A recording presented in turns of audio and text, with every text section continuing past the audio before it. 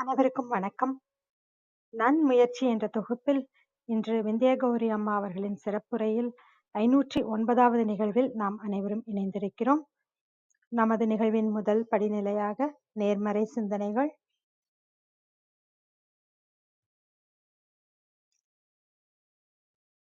இப்பிரபஞ்ச வெளியில் நீக்கமற நிறைந்திருக்கும் பரம்பொருளே, உம்மை வணங்குகின்றோம். உந்தன் அளப்பரிய அன்பால் எங்களுக்கு கிடைத்திட்ட பெற்றோர்கள், வழிகாட்டிகள், உற்றார், உறவினர்கள், நண்பர்கள் மற்றும் ஒவ்வொரு உயிருள்ள ஆன்மாக்கள் மற்றும் உயிரற்ற பொருட்களுக்காகவும் மனம் நிறைந்த நன்றி. உந்தன் அபரிமிதமான படைப்பால் இப்பூவுலகு உந்தன் எழில் நிறைந்த இயற்கையாலும் நிறை வளங்களாலும் நீடித்த நலங்களாலும் ஆகச்சிறந்த நேர்மறை எண்ணங்களாலும் இவ்வுன்னத உலகிலும் எங்கள் உயிர் துடிப்புள்ள உள்ளங்களிலும் நீக்கமற நிறைந்துள்ளது. உந்தன் அளப்பரிய அன்பினாலும் அருளினாலும் ஆசீராலும் நாங்கள் ஒவ்வொருவரும் உயர்ந்த உன்னதமான வாழ்வியல் பயணத்தை நிறைவுடனும் நிம்மதியுடனும் அன்றாடம் மேற்கொண்டு வருகின்றோம், ஆகச்சிறந்த வழிகளில். இதனால் நாங்கள் இச்சமூகத்தின் இன்றியமையாதவர்கள் என்பதையும் சீரிய வழியில்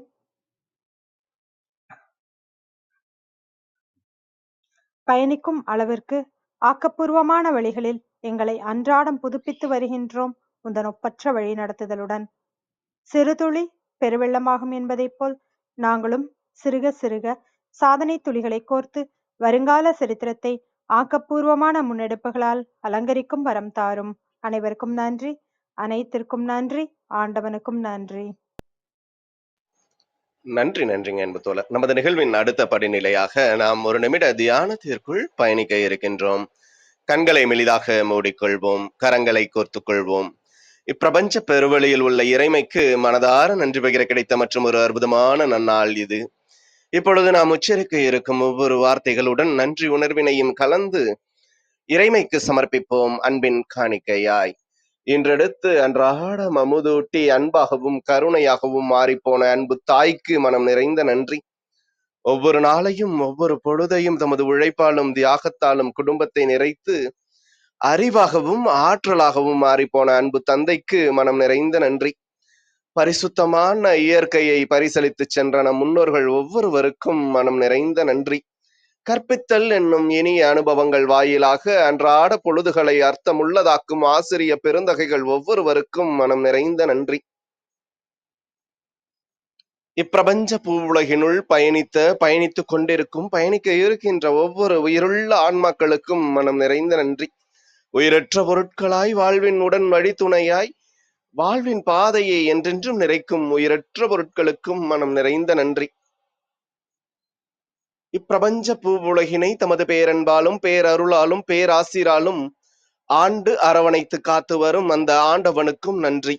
இப்பொழுது நமது சுவாசத்தின் ஓசையில் அது பயணிக்கும் பாதைகளில் நாமும் ஒரு நிமிடம் இணைந்து பயணிப்போம், நம் மூச்சின் சுவாசத்தினை சீர்மைப்படுத்தியவர்களாய்.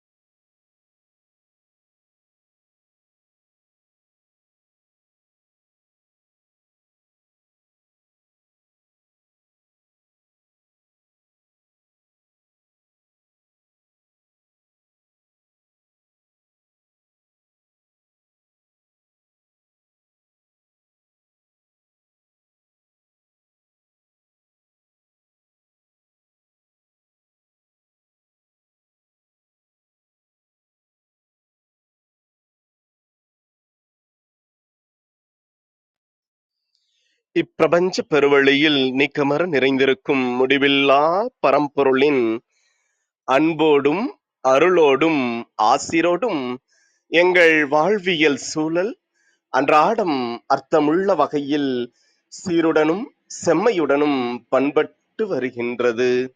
இதனால் இச்சமூகத்தின் சீரிய சிறந்த முன்மாதிரிகளாக நாங்கள் திகழ்வதோடு நில்லாமல் பல்வேறு சாதனைகளையும் அதன் வாயிலாக சரித்திரங்களையும் படைக்கும் அற்புத படைப்பாளிகளாக பரிணமிப்போம். இறைமைக்கு நன்றி.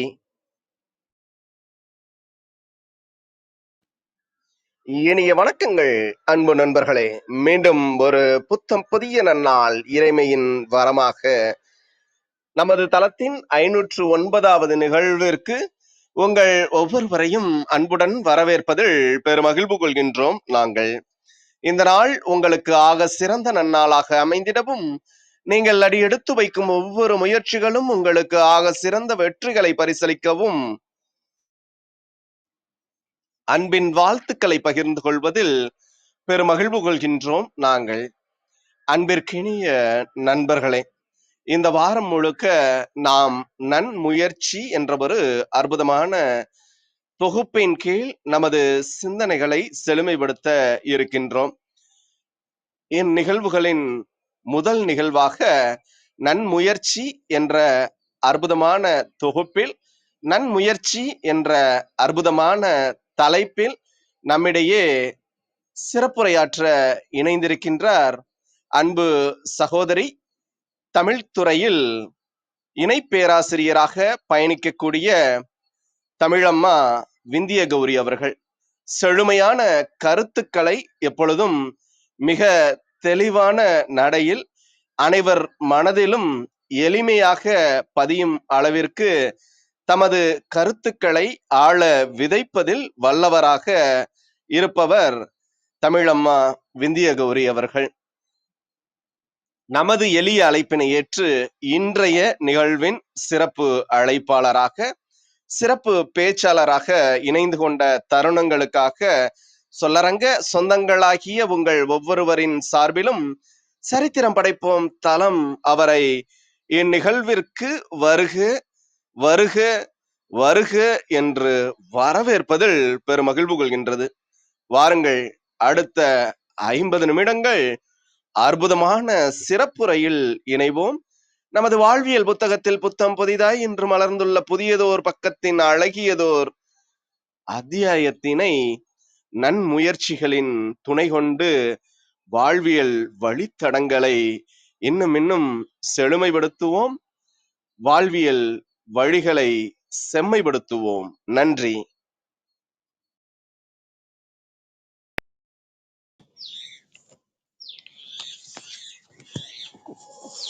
அனைவருக்கும் வணக்கம்.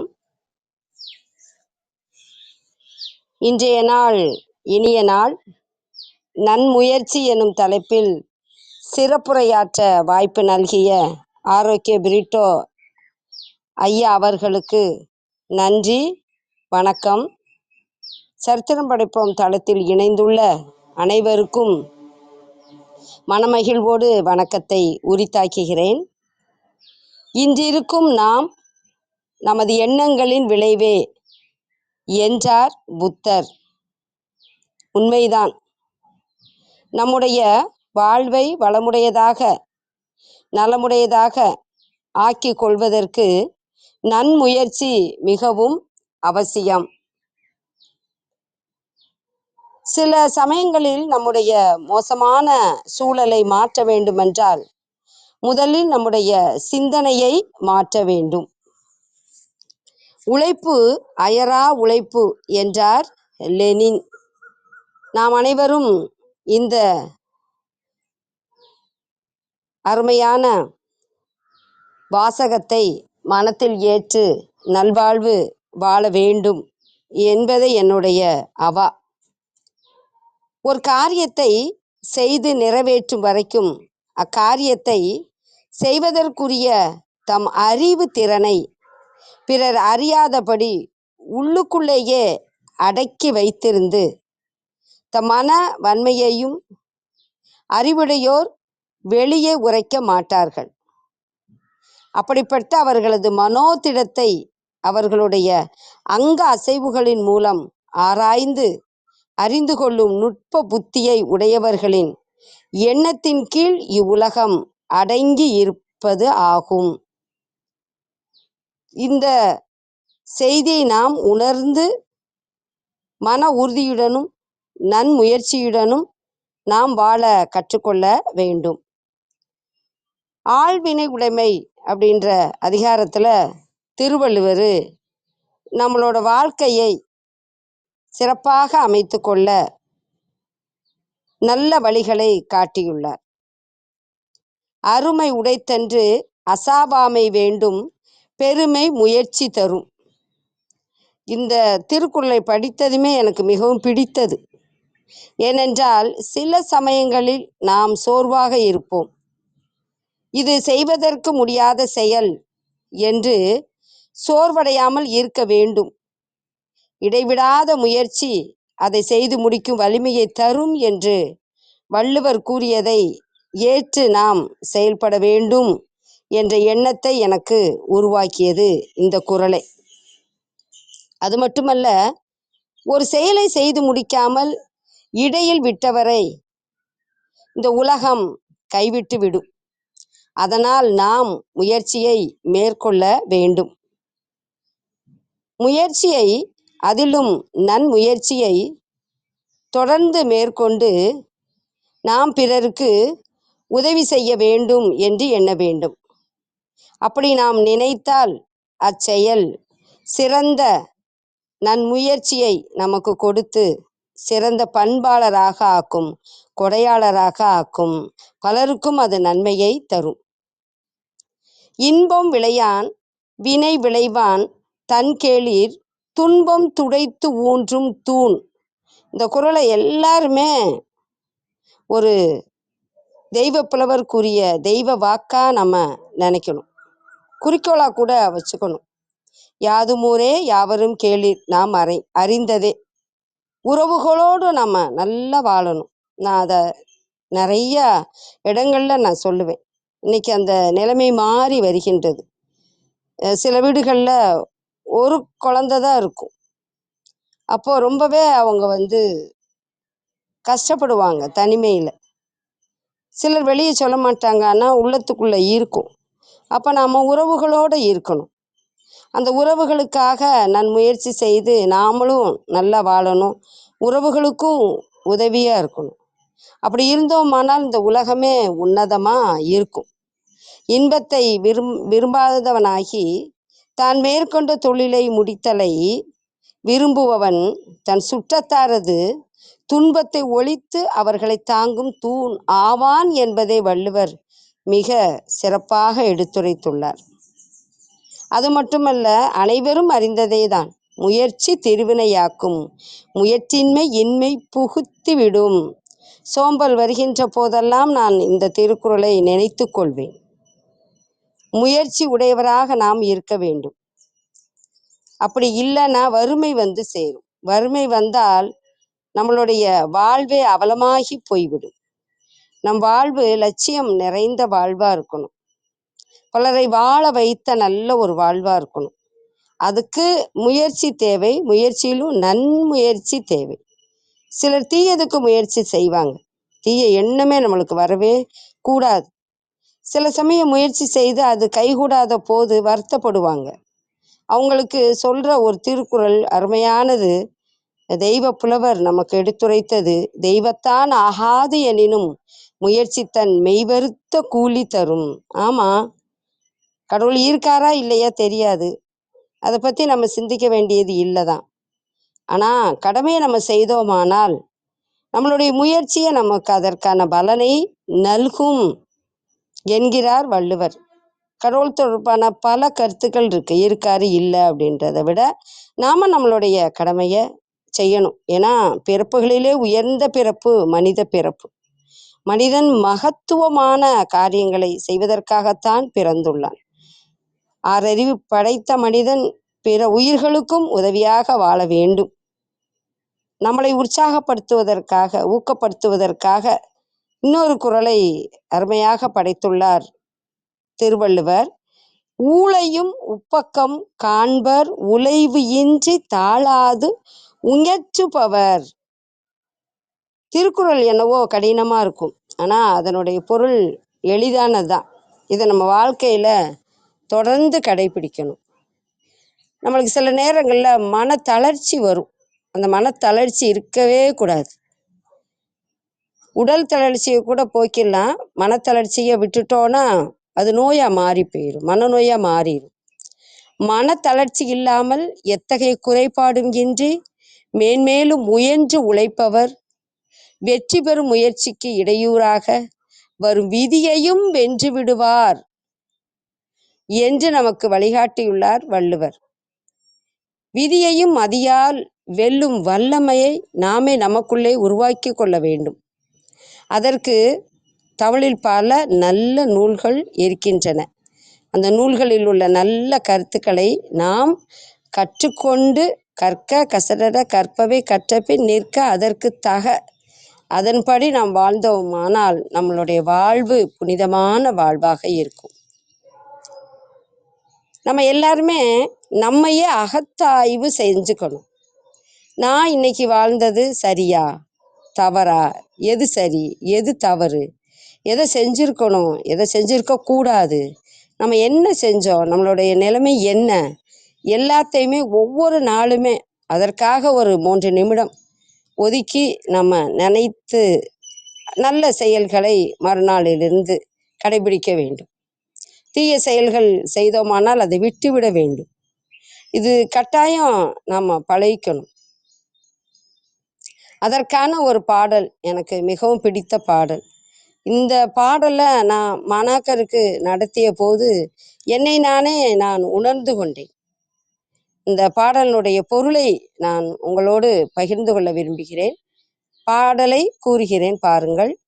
நல்ல நிலைமையினிடத்தே தன்னை நிலை நிறுத்துபவனும் தன்னை நிலை குலையுமாறு செய்து தாழ்த்துபவனும் தன் நிலைமையை காட்டிலும் தன்னை மேலும் மேலும் உயர்த்தி நிலை நிறுத்துபவனும் தன்னை முதன்மையாக செய்பவனும் ஆகிய அனைத்தும் தானே யாவான். இவற்றுக்கு பிறர் காரணம் அல்லர் என்பதை உணர்ந்து நன்முறையில் நாம் வாழ வேண்டும். நாலடியாரில் இடம்பெற்ற பாடல் இதோ உங்களுக்காக. நன்னிலைக்கண் தன்னை நெருப்பானும் தன்னை நிலை கலக்கி கீழிடுவானும் நிலையினும் மேல் உயர்த்து நெருப்பானும் தன்னை தலையாக செய்வானும் தான். எல்லா நேரமும் அயராது உழைப்போமா அப்படின்னா இல்லை. சில சமயம் கொஞ்சம் சோம்பலாக இருந்துருவோம். அப்படி ஒரு நாள் இருந்தோன்னா நம்ம இன்னைக்கு நிறைய நேரங்களை வீணாக்கிட்டோம், இது கூடாது, இது தவறு, இப்படி இருந்தால் வாழ்வு பாழாகும் அப்படின்னு நம்ம நினச்சிட்டு திருப்ப நாம் முதன்மையாக இருக்கணும். அதற்கு நாம் சிறப்பாக உழைக்கணும். அப்படி நம்மளை உருவாக்கிக்கிட்டோம் அப்படின்னா அது ரொம்ப நல்லது. கிராமத்தில் சொல்லுவாங்க, சுய புத்தி இருக்கணும் அல்லது சொல் புத்தி இருக்கணும், 2 இல்லைன்னா கஷ்டம்பாங்க. உண்மையானது. நம்ம எல்லாரும் சுய புத்தியோடு வாழணும். மற்றவங்க சொல்லி சொல்லி அதை கேட்டு கேட்டு வாழ்ந்தோன்னா நமக்கே நம்ம மேலே வெறுப்பு உண்டாகும். நாமளே திட்டமிட்டு ஒரு செயலை முறையாக முழுமையாக முதலே செஞ்சிட்டோம் அப்படின்னா நாமளே நம்ம பாராட்டிப்போம். நமக்கு நம்மளை ரொம்ப பிடிக்கும். அதனால் நம்மளோட வாழ்க்கையை ரொம்ப உன்னதமாக மாற்றிக்கணும் அப்படின்னா அதற்கு நன்முயற்சி மிக மிக அவசியமான ஒன்று. விவசாயம் பண்ணுறவங்க பார்த்தீங்கன்னா அயராது உழைப்பாங்க. எங்கள் குடும்பம் விவசாய குடும்பம், நான் பார்த்துருக்கேன். நெல் தொழிலை உழவு தொழிலை நெல் விளைவிக்கணும் அப்படின்னா என்னெல்லாம் பண்ணுவாங்க அப்படின்றத நான் உங்களோடு பகிர்ந்துக்க விரும்புகிறேன். விதை நெல் எடுத்துப்பாங்க, அதை ஒரு சாக்கில் போடுவாங்க. முழுமையாக போட மாட்டாங்க, முக்கால்வாசி போடுவாங்க. போட்டுட்டு தொட்டியில் முக்கால்வாசி தண்ணியை நிரப்பி தொட்டிக்குள்ளே போட்டுருவாங்க. இன்றைக்கி காலையில் போட்டாங்க அப்படின்னா போட்டுட்டு குறிப்பிட்ட நேரம் அந்த தொட்டிலே கிடக்கும். அப்புறம் எடுப்பாங்க. எடுத்துட்டு வைக்கோலில் நிறைய போட்டு அதுக்கு மேலே இந்த விதை நெல்லை இந்த மூட்டைகளை போட்டு அதுக்கு மேலே சாக்கெல்லாம் போட்டு மூடி வச்சிருவாங்க. இரவெல்லாம் இருக்கும். மறுநாள் மாலையில் ஒரு 4 மணி அந்த மாதிரி பொழுதுல நம்ம எடுத்து பார்த்தோம் அப்படின்னா சின்ன சின்னதாக முளைச்சிருக்கும். சிறு குழந்தையா இருக்கிறப்போ 2, 3 படிக்கிறப்போ எங்களுக்கு காட்டியிருக்காங்க. அப்படியே குட்டி குட்டியாக முளைச்சிருக்கும், அழகாக இருக்கும். அதை அள்ளிட்டு போவாங்க. அள்ளிட்டு போய் பாவுவாங்க. அதுக்கு முன்னாடி என்ன செய்வாங்க அப்படின்றத நான் சொல்ல விரும்புகிறேன். பெரியவங்களுக்கு தெரிஞ்சிருக்கும், சிலருக்கு தெரியலன்னா நம்ம தெரிஞ்சுக்கலாம். நான் மாணாக்கருக்கு இது தொடர்பாக பாடம் வரும்போது நான் எல்லாத்தையுமே சொல்லி கொடுப்பேன். நிலத்தை முதல்ல உழுவாங்க. ஏற்கொண்டு அந்த கலப்பை கொண்டு உழுறப்போ அந்த கையெல்லாம் பார்த்தீங்கன்னா தகப்பனார் உழுது நான் பார்த்துருக்கேன். கை செவந்து காய்ச்சி போயிருக்கும். ரொம்ப அருமையாக அவங்க உழுவாங்க. அப்படி உழுறப்போ அதில் ஒரு ஒழுங்கு இருக்கும். ஆழமாக உழுவாங்க. அகல உழுவதை விட ஆழ உழுணும். ஏன் உழுறாங்க அப்படின்னா கீழே உள்ள மண் மேலே வரும், மேலே உள்ள மண் கீழே போகும். நல்லா காஞ்சு நல்லா இருக்கும். கொஞ்ச நாள் கழிச்சு, கொஞ்ச நாள்னா ஒரு வாரம் கழிச்சு திருப்ப என்ன செய்வாங்க, நல்லா உழுவாங்க, பதப்படுத்தி வச்சிருப்பாங்க. ஒரு 3 ஆண்டுகளுக்கு ஒரு முறை அன்றைய காலங்களில் நாங்கள் பார்த்துருக்கோம். நான் தைப்பொங்கல் அப்படின்ற சிறுகதையில் கூட இதை எழுதியிருக்கேன். கம்மாயில் உள்ள அந்த கரம்ப மண், மாட்டு பண்ணை வச்சுருப்பாங்க இல்லையா, அவங்க மாட்டோட அந்த சாணம் குழி தோண்டி ஒரு இடத்துல அள்ளி அள்ளி போட்டிருப்பாங்க. அதை மாட்டு வண்டியில் அள்ளிக்கிடுவாங்க. கெடை போடுவாங்க நிலத்துலையே. ஒரு வாரத்துக்கு ஒரு மாதத்துக்குன்னு கெடை போடுவாங்க. ஆடுகள்லாம் அங்கே படுத்து கிடக்கும். இரவு பகலெல்லாம் மேய போயிட்டு அங்கே படுத்துக்கிறோம். அதனோடது அந்த கழிவுகள் உரமாக மாறும். மாட்டு வண்டியில் குப்பையை கொண்டு போடுவாங்க. கரம மண் அங்கங்கங்கே குமிச்சு வச்சுருப்பாங்க. நல்லாயிருக்கும். ஒரு ஊசைக்காக குமிச்சு குமிச்சு பார்க்குறதுக்கு அருமையாக இருக்கும். குமிச்சு வச்சுருப்பாங்க. அப்புறம் ஆண்கள் பெண்கள், அன்றைய காலங்களில் பெரும்பாலும் ஆண்கள், சில சமயம் வேலைக்கு ஆட்கள் கிடைக்க போது பெண்களும் அள்ளி செதறுவாங்க. கூடையை வச்சு அப்படியே செதறுவாங்க. நல்லா செதறிட்டு அதுக்கப்புறம் என்ன செய்வாங்க, நான் சொன்ன மாதிரி 2 முறையோ 3 முறையோ உழுதுருவாங்க. இப்போ நெல் விளைய வைக்கணும் அப்படின்னா நாங்கள் வயலை ஒரு குண்டு அப்படின்னு சொல்லுவோம். அதில் ஒரு மூலையில் என்ன செய்வாங்க அப்படின்னா, மழை பெஞ்சிருந்தாலும் சரி, இல்லை கிணத்து தண்ணியை பாய்ச்சி நல்லா தண்ணி விட்டுருப்பாங்க, விதைச்சி விட்டுருவாங்க. தண்ணி வடிஞ்ச பிறகு விதைச்சி விடுவாங்க. விதைச்ச பிறகு பார்த்திங்கன்னா குறிப்பிட்ட நாள் கழித்து அழகாக முளை விடும். அது அப்படியே நாற்றங்கால் அப்படின்னு சொல்லுவோம்.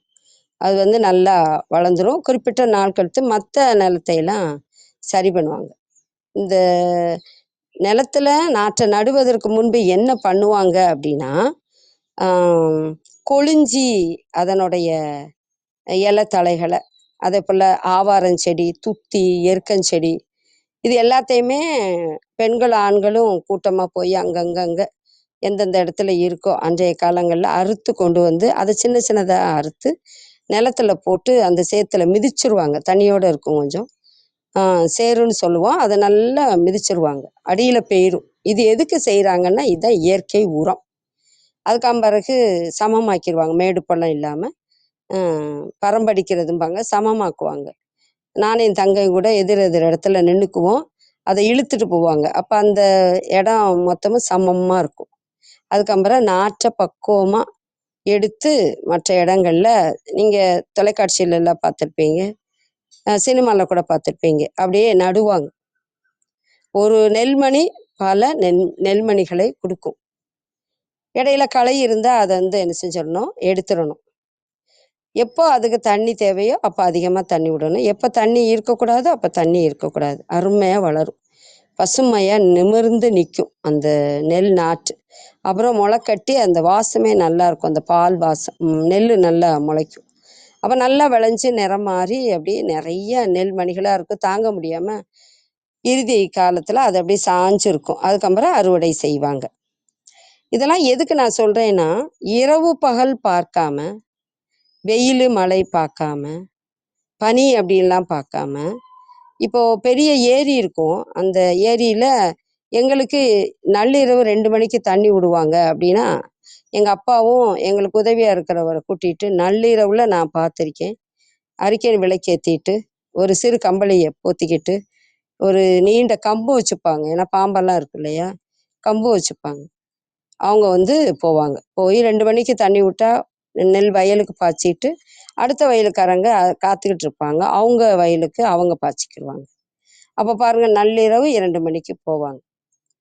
கண்ணும் கருத்துமா ஒவ்வொரு வேலையும் அந்த வேளாண்மை தொழில் செய்கிறவங்க எல்லாருமே செய்வாங்க. 6 மாதங்கள் அயராது அவங்க உழைக்கிறது தான் நெல்மணிகளாக இருக்கு. காற்றுள்ள போதே தூற்றிக்கொள் அப்படின்னு சொல்லுவாங்க. அதற்கான பொருள் பலவிதமாக இருந்தாலும் நான் உங்களுக்கு ஒரே ஒரு பொருளை சொல்லணும்னு நான் நினைக்கிறேன். அது என்ன அப்படின்னா, தூற்றப்ப நான் பார்த்துருக்கேன். எதிரெதிராக நின்றுட்டு முரத்தில் சொலகுன்னு நாங்கள் பேச்சு வழக்கில் சொல்லுவோம், நெல்லை அள்ளி தூற்றுவாங்க. தூற்றுறப்ப முழுமையான நெல்மணிகள் அப்படியே நேர கீழே விழும். இப்போ பாதி நெல் இருக்கும், அதில் பாதி கருக்கான்னு சொல்லுவாங்க, கருப்பாக இருக்கும். சோறு போனால் கொஞ்சம் கசக்கும். அடுத்து பதரும்பாங்க, உண்மையாக இருக்கும், உள்ளுக்குள்ளே நெல்மணிகளே இருக்காது. அது தள்ளி விழும், அதெல்லாம் கூட்டி தள்ளிடுவாங்க. முழுமையான நெல்மணிகளை அள்ளிக்கிடுவாங்க. கருக்காவை ஏழையாக இருக்கிறவங்க எங்களுக்கு கொடுங்க, நாங்கள் சமைச்சு சாப்பிட்டுக்கிறோம் அப்படின்னு சொல்லிட்டு வாங்குவாங்க. பதர் வந்து ஒன்றுக்கும் உதவாது, அது மாடுகளுக்கு வேணால் வச்சுப்பாங்க. இப்போ எதுக்கு நான் சொல்கிறேன் அப்படின்னா, முழு நெல்மணி போல நம்ம எல்லாருடைய வாழ்க்கை முழுமையாக இருக்கணும். அப்படி முழுமையாக இருக்கணும்னா ஏற்றுக்கொண்ட பணியை நன் முயற்சியோடு நல்லபடியாக நம்ம செய்யணும். ஒவ்வொரு மனிதனும் செய்யணும். என்ன தொழில் பண்ணாலும் அதில் ஒரு முழுமை இருக்கணும். வேளாண்மை தொழில் செய்கிறவங்க அருமையாக அதை செய்வாங்க. அப்போ பதறா இருக்குதுன்னா நம்மளுடைய வாழ்நாளை வீணாக்கக்கூடாது, அயராது உழைக்கணும். நல்வழியில் நம்மளோட பொருளை வந்து நம்ம தேடணும். அந்த கருக்கான்னு சொல்கிறது கசக்கும். நம்மளோட சொல்லும் சரி, நம்மளோட எண்ணமும் சரி, நம்மளுடைய செயலும் மற்றவர்களுக்கு கசப்பை வெறுப்பை தரக்கூடாது. இது நான் உணர்ந்துக்கிட்டது. இன்றைக்கு பேசணும் அப்படின்னோடனே இதெல்லாம் நம்ம சொல்லணும் அப்படின்னு உணர்ந்து நான் வந்து சொல்கிறேன். இப்போ நெல்லை நல்லா அவங்க சுத்தம் பண்ணி வச்சுருப்பாங்க. இதில் எங்கள் ஊரில் பழக்கம், நான் பார்த்துருக்கேன். முதல்ல என்ன பண்ணுவாங்க அப்படின்னா, குமிச்சுக்குவாங்க. குமிச்சிட்டு சாமி அப்படின்னு சொல்லுவாங்க, ஒன்றுன்னு சொல்ல மாட்டாங்க, அது கடவுளுக்கானது அப்படின்றது அவங்களோட இறை நம்பிக்கை. அப்புறம் எண்ணுவாங்க. எண்ணி மரக்கால்ல எண்ணி எண்ணி அளந்து அளந்து என்ன செய்வாங்க, மூட்டையாக கட்டுவாங்க. இதில் ரொம்ப சிறப்பு என்னன்னா, அவங்க மட்டும் அதை உண்ணுவது கிடையாது. யாருக்கெல்லாம் கொடுப்பாங்க அப்படின்னா நான் பார்த்துருக்கேன். அவங்க யாருக்கு கொடுப்பாங்க, ஏரிக்கு காவலுக்கு இருந்தவங்களுக்கு கொடுப்பாங்க, வயக்காட்டுக்கு காவலுக்கு இருந்தவங்களுக்கு கொடுப்பாங்க. அடுத்து வந்து துணி துவைக்கிறவங்களுக்கு கொடுப்பாங்க, முடி வெட்டுறவங்களுக்கு கொடுப்பாங்க, ஏழையாக இருக்கிறவங்களுக்கு கொடுப்பாங்க, சொந்த பந்தவங்கள் கேட்டால் கொடுப்பாங்க. இன்னும் சொல்லப்போனால் நான் பார்த்துருக்கேன், எங்கள் வயலில் நெல்லை இருக்கிறப்போ நிறைய செதறிடும். அதை என்ன சொல்ல, கணவனை இழந்தவங்க, பிள்ளைங்க இல்லாதவங்க, வறுமையில் இருக்கிறவங்க, முதியவர்கள், அவங்கெல்லாம் பெரும்பாலும் பெண்கள் தான். அவங்கெல்லாம் பார்த்திங்கன்னா வந்து கேட்பாங்க, செதறின கீழே விழுந்த நெல்மணிகளை அள்ளிக்க வாம்பாங்க. எங்கள் அம்மா சொல்லுவாங்க, அள்ளிக்கோங்க அப்படி சொல்லுவாங்க. மண்ணெல்லாம் இருக்கும், இருந்தாலும் அள்ளிட்டு போய் புடைச்சி அதுவே ஒரு 20 நாளுக்கு நெல் அறுக்கிறாங்கன்னா அவங்களுக்கு ஒரு மூடை சேர்ந்துடும். அது பல நாளைக்கு, அந்த ஒரு பெண்மணிக்கு பல நாளுக்கு அது உணவாகும். அப்படி அடுத்தடுத்து மற்ற வயல்களையும் அவங்க கேட்பாங்க. அவங்களுக்கு ஒரு ஆண்டுக்குரிய தானியம், நெல் தானியம் கிடைச்சிடும். அந்த அளவுக்கு ஒரு நல்ல உள்ளம் வேளாண்மை தொழில் மக்களுக்கு நிறைய பேருக்கு வந்து இருந்தது, நான் பார்த்துருக்கேன். இன்றைக்கும் அது ஈர்க்கத்தான் செய்யுது. இதை நான் உங்கள்கிட்ட பகிர்ந்துக்கிறது காரணம் என்னென்னா, ஒரு பாடல் எனக்கு ரொம்ப பிடிக்கும். அந்த பாடல் என்னன்னா, நெல்லுக்கு இறைத்த நீர் வாய்க்கால் வழியோடி புல்லுக்கும் ஆங்கே பொசியுமாம், தொல்லுலகில் நல்லார் ஒருவர் உளரேல் அவர் பொருட்டு எல்லாருக்கும் பெய்யும் மழை. அருமையான பாடல், மூதுரையில ஔவையார் எழுதியது. அந்த உழவு தொழில் செய்கின்ற உழவன் உழத்தி அவங்களுடைய அருமையான உழைப்பு அவங்களுக்கு மட்டும் அல்ல, இந்த உலகத்துக்கே பயனுடையது. ஒருவர் உழைப்பு பலருக்கு பயனுடையது. ஒருவருடைய நல்ல எண்ணம் மற்றவர்களுக்கு அது பரவி நல்லவர்களாக மாற்றும். அப்போ தனி மனித ஒழுக்கம் மிக மிக அவசியம். அதற்கு அடிப்படையானது அவர்களுடைய நன்முயற்சி தான். வள்ளுவர் உழவு தொழில மிக சிறப்பா சொல்லியிருக்கார். உழுதுண்டு வாழ்வாரே வாழ்வார் மற்றெல்லாம் தொழுதுண்டு பின் செல்பவர். அதை நம்ம முக்கியமா கருதணும். நிறைய பேருக்கு உழவு தொழிலோட சிறப்பு தெரியல, தெரிஞ்சுக்கணும். அது மட்டும் இல்ல, நம்மளோட வாழ்க்கைய நம்ம முறையா வாழணும், சிறப்பா வாழணும். அதற்கு நம்மளுடைய எண்ணம் முதல்ல நல்லதா இருக்கணும். அதனாலதான் நல்ல ஒரு வாசகத்தை நான் சொல்லி ஆரம்பிச்சேன். நம்மளுடைய செயல் சிறப்பா இருக்கணும், நம்மளுடைய சொல்லும் ரொம்ப இனிமையா இருக்கணும். எல்லாமே தேவைதான், இருந்தாலும் எதை காட்டிலும் எது உயர்வு அப்படின்றத நம்ம தெரிஞ்சுக்கணும். யார் எப்படி எதற்கு முக்கியத்துவம் கொடுக்கணும், எதுக்கு முக்கியத்துவம் கொடுக்கூடாது எல்லாம் நம்ம அறிந்திருந்தா தான், அறிவாளியா இருந்தா தான், புத்திசாலியா இருந்தா தான் இந்த உலகத்துல நல்ல வண்ணம் வாழ முடியும். உழவு அப்படிங்கிற அதிகாரத்துல வள்ளுவர் சொல்லியிருப்பாரு, ஏறினால் நிலத்தை உழுவதை காட்டிலும் எருவிடுதல் நல்லது. எரு போடணும், இயற்கை உரம் போடணும். அன்றைய காலத்துல அப்படி போட்டாங்க. களை எடுத்த பிறகு நீர் பாய்ச்சுவதை காட்டிலும் பயிரை வேலி முதலியன அமைத்து கேடு நேராமல் காப்பது நல்லதாகும். இப்போ நம்ம பிள்ளைகளை வளர்க்குறோன்னா ஆண் குழந்தையாகட்டும் பெண் குழந்தையாகட்டும் 2 பேரையும் நல்லா வளர்க்கணும். அவங்களுக்கு தேவையான அறிவை கொடுக்கணும், அன்பை கொடுக்கணும். அவங்களுக்கு தேவையான உறைவிடம், உணவு, அவங்க தன்மானமாக வாழ்கிறதுக்கான வழிவகைகளை செய்யணும். எதை செய்யணும், எப்போ செய்யணும், எந்த அளவு செய்யணும் எல்லாத்தையும் தெரிஞ்சு நன்மக்களை நம்ம வளர்த்தோம் அப்படின்னா, முயற்சி தொடர்பானதை எடுத்து சொன்னோன்னா, நாமளும் வேலையை சிறப்பாக செய்தோன்னா நம்மளை பார்த்து மக்களும் சிறப்பாக வாழ்வாங்க. குறிப்பாக ஆண் பிள்ளைகளுக்கும் சரி பெண் பிள்ளைகளும் சரி நல்ல பாதுகாப்பை நம்ம கொடுக்கணும். வேளாண்மை தொழில் செய்கிற அந்த மக்கள் ஒவ்வொரு பயிரையும் தன்னோட பிள்ளை போல பார்த்து பார்த்து வளர்ப்பாங்க. நான் பள்ளியில் படிக்கிறப்ப எங்கள் அப்பாட்ட கேட்டிருக்கேன், என்னப்பா அந்த வாழைத்தோட்டத்தை நீங்கள் அப்படி பார்த்து பார்த்து நல்லா வளர்க்குறீங்க அப்படின்னு. எங்களோட அது பெருசாப்பா அப்படி. எங்கள் அப்பா சொல்லியிருக்காரு, ஒவ்வொரு வாழை மரத்தை பற்றி எனக்கு தெரியும்டா, நல்லா நான் அதை பார்த்து வளர்ப்பேன், ஏன்னா உங்களை வளர்க்குறதே அதை வளர்த்து தான் அப்படின்னாரு. அப்போவே எனக்கு அது பிடிச்சிருந்தது. அவர் சொல்கிறது சரிதானே. வாழை மரங்களையெல்லாம் வளர்த்து அதை நல்லா விற்று எங்களுக்கான படிப்பு செலவு மற்ற எல்லா செலவையும் பார்த்துக்கிட்டார் இல்லையா. அப்போது மனிதர் தான் உயர்வா? ஓரறிவு, 2 அறிவு, 3 அறிவு, 4 அறிவு, 5 அறிவு, 6வது அறிவு எல்லாமே முக்கியம்தான். இந்த பிரபஞ்சம் நம்மளுக்கு, இந்த பூமி தாய் நம்மளுக்கு எவ்வளவோ நல்லது செய்கிறா. நாமளும் மற்றவங்களுக்கு நல்ல முயற்சியினால நம்ம எல்லாருக்குமே நல்லதைத்தான் செய்யணும்.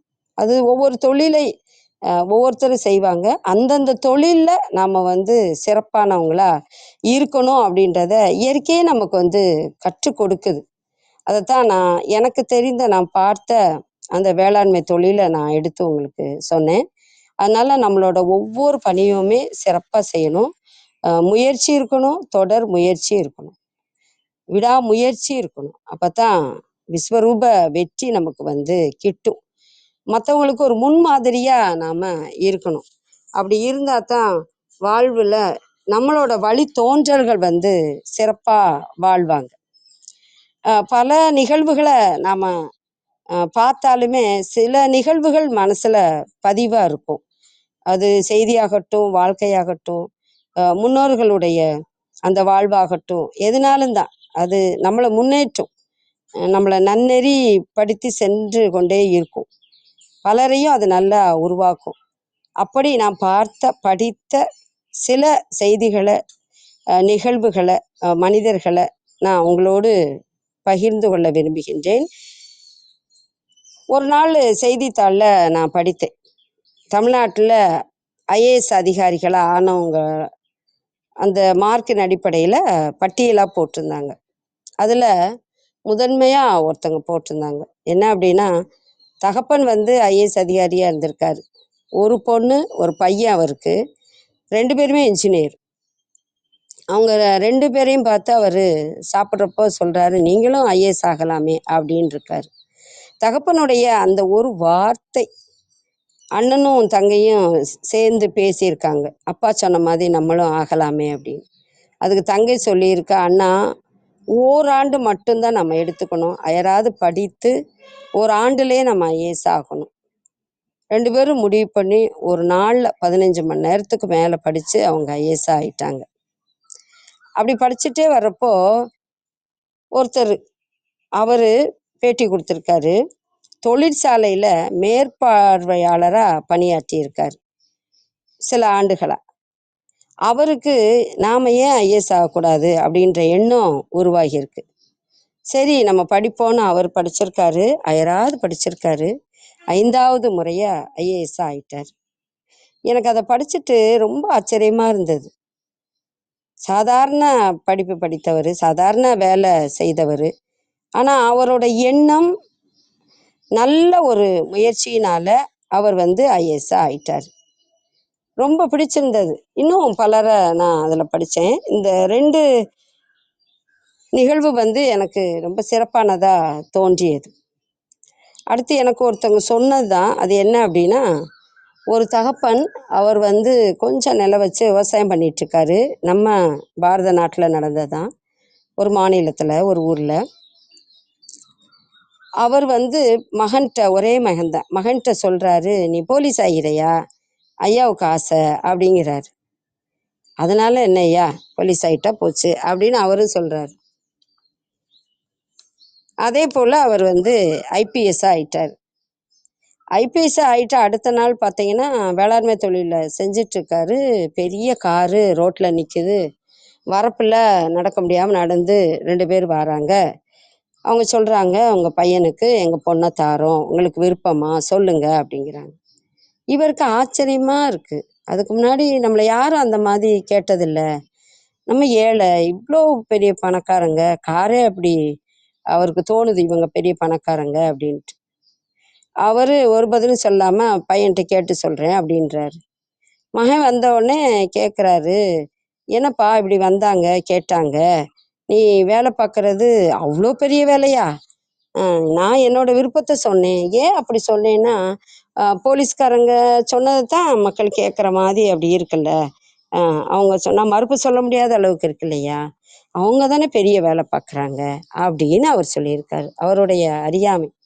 அதுக்கு மகன் சொல்லியிருக்கான், இல்லைப்பா பெரிய வேலை அப்படின்னா அது ஐஏஎஸ் தான் அப்படின்னு. அப்போ மகனை பார்த்து அவர் சொல்லியிருக்காரு, இதையே நீ முதலே நீ என்கிட்ட சொல்லலை, நான் நினச்ச பெரிய வேலைன்னா போலீஸ் வேலை தான், அப்படின்னா நீ அந்த வேலையை பார்த்துருக்கலாமே அப்படின்னு சொல்லியிருக்காரு. அதனால என்ன ஐயா, நான் ஐஏஎஸ் ஆகணுமா ஐயா, நான் ஆகுறேன் ஐயா, உனக்காக ஆகுறேன் சரின்ட்டு திருப்ப அவர் படித்து ஐஏஎஸ் ஆயிட்டார். இது எனக்கு ஒருத்தவங்க சொன்னப்போ கேட்டப்பவே நெகிழ்ச்சி ஆயிட்டு. தகப்பனோட அந்த விருப்பத்தை ஒரு மகன் எவ்வளோ சிறப்பாக செஞ்சுருக்கான் அப்படின்னா, அவர் படிக்கிற போதெல்லாம் யாரை கண்ணுக்குள்ளே நிச்சயமாக கொண்டு வந்திருப்பாருன்னா தகப்பனை கொண்டு வந்திருப்பார். ஐஏஎஸ் ஆகிட்டா நிறைய பேர், எனக்கு தெரிஞ்சு நிறைய ஐஏஎஸ் அதிகாரிகள் நிறைய நன்மைகளை அவங்க செஞ்சுருக்காங்க. கண்கூட நம்ம பார்த்துருக்கோம், செய்தியிலலாம் வாசிச்சிருக்கோம். நான்லாம் நினைப்பேன் அவங்க நல்லா இருக்கணும், நிறைய நல்ல பணிகளை செய்யணும் அப்படின்னு நினைப்பேன். அதனுடைய தேர்வு எளிதாக படித்து நம்ம எழுதுறது கிடையாது. அவங்கெல்லாம் நிறைய நேரம் என்ன செஞ்சுருப்பாங்க, படிச்சிருப்பாங்க. அந்த நன்முயற்சி தான் நற்செயல்களை செய்வதற்கு ஆதாரமாக அவங்கக்கிட்ட இருந்திருக்கு. அதையெல்லாம் நம்ம படித்தோம், நம்ம வயசுக்கு மாணாக்கர்களுக்கு மற்றவர்களுக்கு சொன்னோம் அப்படின்னா அவங்க உற்சாகமாக நல்ல ஒரு வேலைக்கு அவங்க செய்யலாம் அப்படின்றது என்னோட எண்ணம். அடுத்து என்னோட மனசு கவர்ந்த பெண்மணி அப்படின்னா அன்னை தெரசா. அன்னை தெரசாவோட விடாமுயற்சி ரொம்ப உன்னதமான ஒரு முயற்சி. அன்னை தெரசாவோட வாழ்க்கையை நூலாக நான் படிச்சிருக்கேன். அப்படி படித்தபோது நிறைய இடங்கள்ல நான் நூலை மூடி வச்சுட்டு சிந்திச்சிருக்கேன், இப்படியெல்லாம் இருக்க முடியுமா அப்படின்னு. அதில் ஒரே ஒரு நிகழ்வை மட்டும் நான் உங்களோட பகிர்ந்துக்கிறேன். அன்னை தெரசா வீதியில் நிற்கிறாங்க. அவங்கக்கிட்ட எதுவுமே இல்லை, கையில் எந்த பொருளோ எதுவுமே கிடையாது. ஒரு பெரியவரை அவங்க போய் பார்க்குறாங்க. அப்போ அவர் சொல்கிறாரு, நீங்கள் நினைக்கிறத செய்ய முடியாது, ஏன்னா உங்கள்கிட்ட எதுவுமே இல்லை, தொண்டு செய்யணுன்ற எண்ணத்தை நீங்கள் விட்டுருங்க அப்படிங்கிறாங்க. அன்னை தெரசா கையில் எதுவுமே இல்லைனாலுமே இல்லை, தொண்டு செய்யணும் அப்படின்னு முடிவு பண்ணி தொடர்ந்து அவங்க நல்ல முயற்சி எடுத்து நிறையா மக்களுக்கு அவங்க தொண்டு செய்கிறாங்க. அதில் ரொம்ப பிடித்த ஒன்று அப்படின்னா நான் சொல்ல விரும்புவது இதுதான். வீதியில் ஒரு உயிர் அப்படியே துடியா துடிச்சு கிடக்குது. மனிதர்கள் பார்க்குறாங்க, யாருமே எந்த உதவியும் செய்யலை. இவங்க தூக்கிட்டு போய் மருத்துவமனையில் சேர்த்து அந்த மருத்துவர் சொல்றாரு, இவரெல்லாம் பிழைக்க மாட்டாரு. பார்த்தோன்னே சொல்றாரு, இவரெல்லாம் பிழைக்க மாட்டாரு அப்படின்னு. அவர் சொல்றாங்க, பிழைக்கிற மனிதருக்கு உதவி செய்யறதை விட இவங்களுக்கு தானே உதவி செய்யணும். நீங்க மருத்துவ பணி செய்யுங்க பார்க்கலாம் அப்படிங்கிறாங்க. அன்னை தெரசாவுக்கு என்ன இவர் பிழைப்பாரு அப்படின்னு. அப்புறம் அவங்க ஏற்றுக்கொண்டு தனியார் மருத்துவமனை நல்ல மருத்துவம் அவங்க கொடுக்குறாங்க. அவர் பிழைச்சிக்கிறாரு. இது படித்த உடனே எனக்கு தோணுனது இதுதான். நம்மளா ஒரு முடிவுக்கு வர்றோம். இவங்கெல்லாம் நீ இருந்து எதுக்கு, வேண்டியதில்லைல்ல, இவ்வளோ நோயாச்சு, இனி எதுக்கு இருக்கணும் அப்படின்ற மாதிரி ஒரு முடிவுக்கு வர்றோம். அவ்வளோதான் அப்படின்னு முடிவுக்கு வர்றோம். நமக்கும் அன்னை தெரசாவுக்குள்ள வேறுபாடை பாருங்களேன். நல்லா இருக்கிறவங்களுக்கு உதவி செய்கிறத விட அவங்களுக்கு தான் உதவி செய்யணும்னு செய்கிறாங்க பார்த்தீங்களா? அதுதான் நன்முயற்சி. அவங்க உயிரோடு இருக்கிறாங்க. அதை படித்த உடனே நம்மளும் நம்மளால் இயன்ற அளவுக்கு உதவி செய்யணும் அப்படின்ற அந்த எண்ணம், நாமளும் முயற்சியாக இருக்கணுன்ற அந்த எண்ணம் வருது. அவங்களோட வாழ்க்கையில் எனக்கு நெகிழ்வை தந்த ஒரு தருணம் அப்படின்னா, கருணை அப்படின்னாலே நான் அன்னை தெரசாவை தான் நினைப்பேன். அன்னை தெரசா தொழுநோயாளிகளை பார்த்து, அவங்க கண்களை பார்த்து, தொழுநோயாளி அன்னை தெரசாவோட கண்களை பார்த்து அன்னை தெரசா கேட்பாங்க, சாப்பிட்டீங்களா அப்படின்னு. சாப்பிட்டோம்மா அப்படி. அப்போ அந்த தொழுநோயாளிகள் நினைப்பாங்களா, நாம் இன்னும் நல்லா இருப்போம், பல ஆண்டுகள் இருப்போம். அந்த எண்ணத்தை தந்தது அன்னை தெரசாவோட அந்த கருணை நிறைந்த அந்த கண்கள் தான். எவ்வளவோ கஷ்டப்பட்டு அவங்க சமூக சேவைகள் செய்திருக்காங்க. அதற்காக அவங்க முயற்சியும் எடுத்திருக்காங்க. நம்ம நோய்வாய்ப்பட்டவங்களுக்கு உதவி செய்யணும்னா முதல்ல நாம செவிலி தாய் என்னென்ன செய்வாங்களோ அதற்கான அந்த மருத்துவ பணியெல்லாம் தெரிஞ்சு வச்சுக்கணும்னு அவங்க படித்தவங்க. படித்து தான் அந்த பணியை, அந்த தொண்டை சிறப்பாக செய்தவங்க. அவங்களோட நன்முயற்சியினால தான் உலகத்திலே பல மனிதர்களுக்கு நல்ல வாழ்வு கிட்டியது. அதெல்லாம் நம்ம பாடமாக எடுத்துக்கணும். அடுத்து அப்துல் கலாம் ஐயா. அப்துல் கலாம் ஐயா அயராத முயற்சிக்கு நமக்கு ஒரு முன் உதாரணம் ஐயா. ஐயா எளிமையானவர், இனிமையானவர், கவிஞர், அறிஞர், விஞ்ஞானி, சொல்லிக்கொண்டே போகலாம். புனிதர், மனிதர், இன்னும் பேராசிரியர், இன்னும் நிறைய நம்ம சொல்லலாம். எவ்வளவோ அரிய பல காரியங்களை செய்தவர். அவரோட ஆசிரியர் ஒரு பணியை செய்ய சொல்லியிருக்காங்க, யாருமே செய்யலை. நான் சொன்னேன்ல, அந்த பணியை நீங்கள் முடிக்கலை, சீக்கிரம் முடிங்க அப்படின்னு அவர் சாதாரணமாக தான் சொல்லிட்டு போயிருக்காரு. 3 நாளில் அவர் ஏற்றுக்கொண்ட பணியை அவங்க குழு சிறப்பாக செஞ்சுட்டாங்க. அயராது அந்த பணியை அவங்க சிறப்பாக செஞ்சுருக்காங்க, ராப்பகலாக செஞ்சுருக்காங்க. அப்போ அந்த பணி மீது அவர்கள் கொண்ட அந்த விருப்பம், குரு மீது அவர்கள் வைத்த அந்த மதிப்பு, ஏற்றுக்கொண்ட பணியை மிக சிறப்பாக செய்யணுன்ற அவங்களோட எண்ணம், அவங்க அந்த குழு முயற்சியில் அவங்க செய்த அந்த செயல் பலருக்கும் பயனுடையதாக இருந்திருக்கு. இதை நம்ம வாழ்க்கையில் கடைபிடிக்கணும். எவ்வளோ காலத்தில் எந்த பணியை சிறப்பாக செய்யணுமோ அவ்வளோ காலத்தில் நம்ம அந்த பணியை சிறப்பாக செஞ்சு முடிக்கணும். அதை நாம் அறிஞர்கள்கிட்ட இருந்து கற்றுக்கலாம். இன்னொருத்தர் பேராளுமை நிறைந்த அண்ணல் அம்பேத்கர். அவரோட வாழ்வை ஒரு நூலில் நான் படித்தேன். அதில் பிடித்தது 2 நிகழ்வு.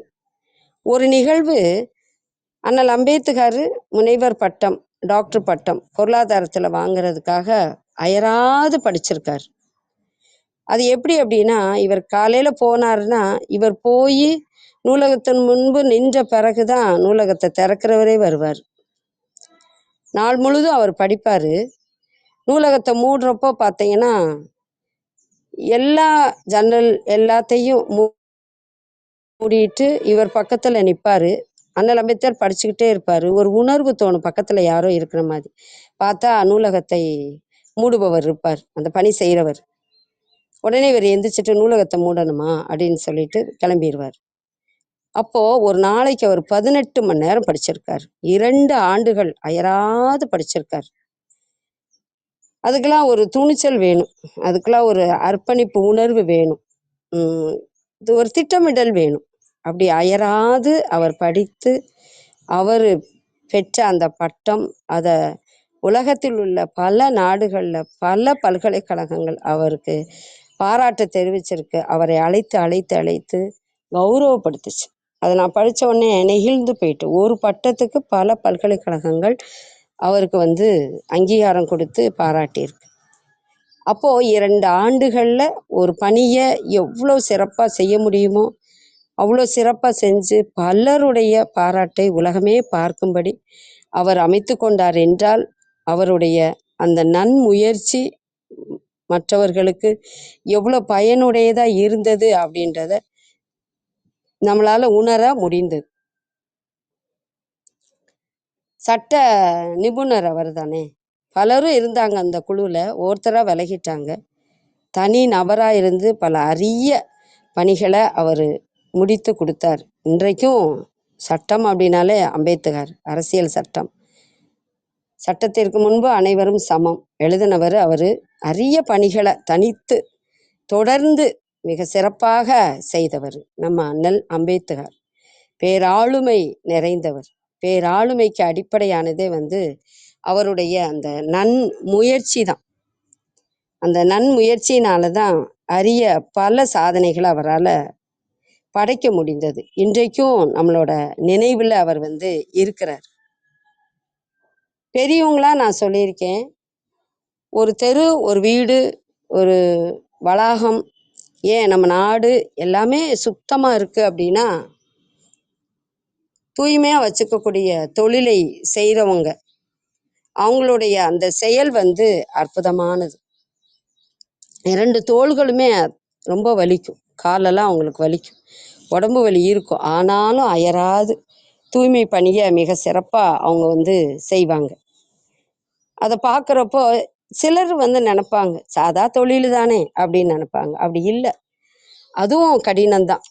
அந்த செயலையும் அவங்க உன்னதமாக செய்வாங்க. நல்லா ஆச்சரியப்பட்டு போயிருக்கேன். முகம் சுளிக்காமல் எவ்வளவு அர்ப்பணிப்பு உணர்வோடு இந்த பணிகளை செய்கிறாங்க. அந்த பணிகளை செஞ்ச பிறகு பார்த்தீங்கன்னா சுத்தமாக பார்க்குறதுக்கு நல்லாயிருக்கும், நம்ம பழகுறதுக்கும் நல்ல விதமாக இருக்கும். அப்போ அந்த தொழிலை செய்கிறவங்களையும் நம்ம பெரிதாக நினைக்கணும். அவங்க மனிதர், அவங்களோட பணியை அவங்க சிறப்பாக செய்கிறாங்க அப்படின்ற அந்த எண்ணம் வரணும். சிலருக்கு அது வர்றதே கிடையாது. இன்னொன்று, மருத்துவ பணி எனக்கு ரொம்ப பிடித்த ஒரு தொழில். ஒரு உயிரை காக்கும் தொழில்.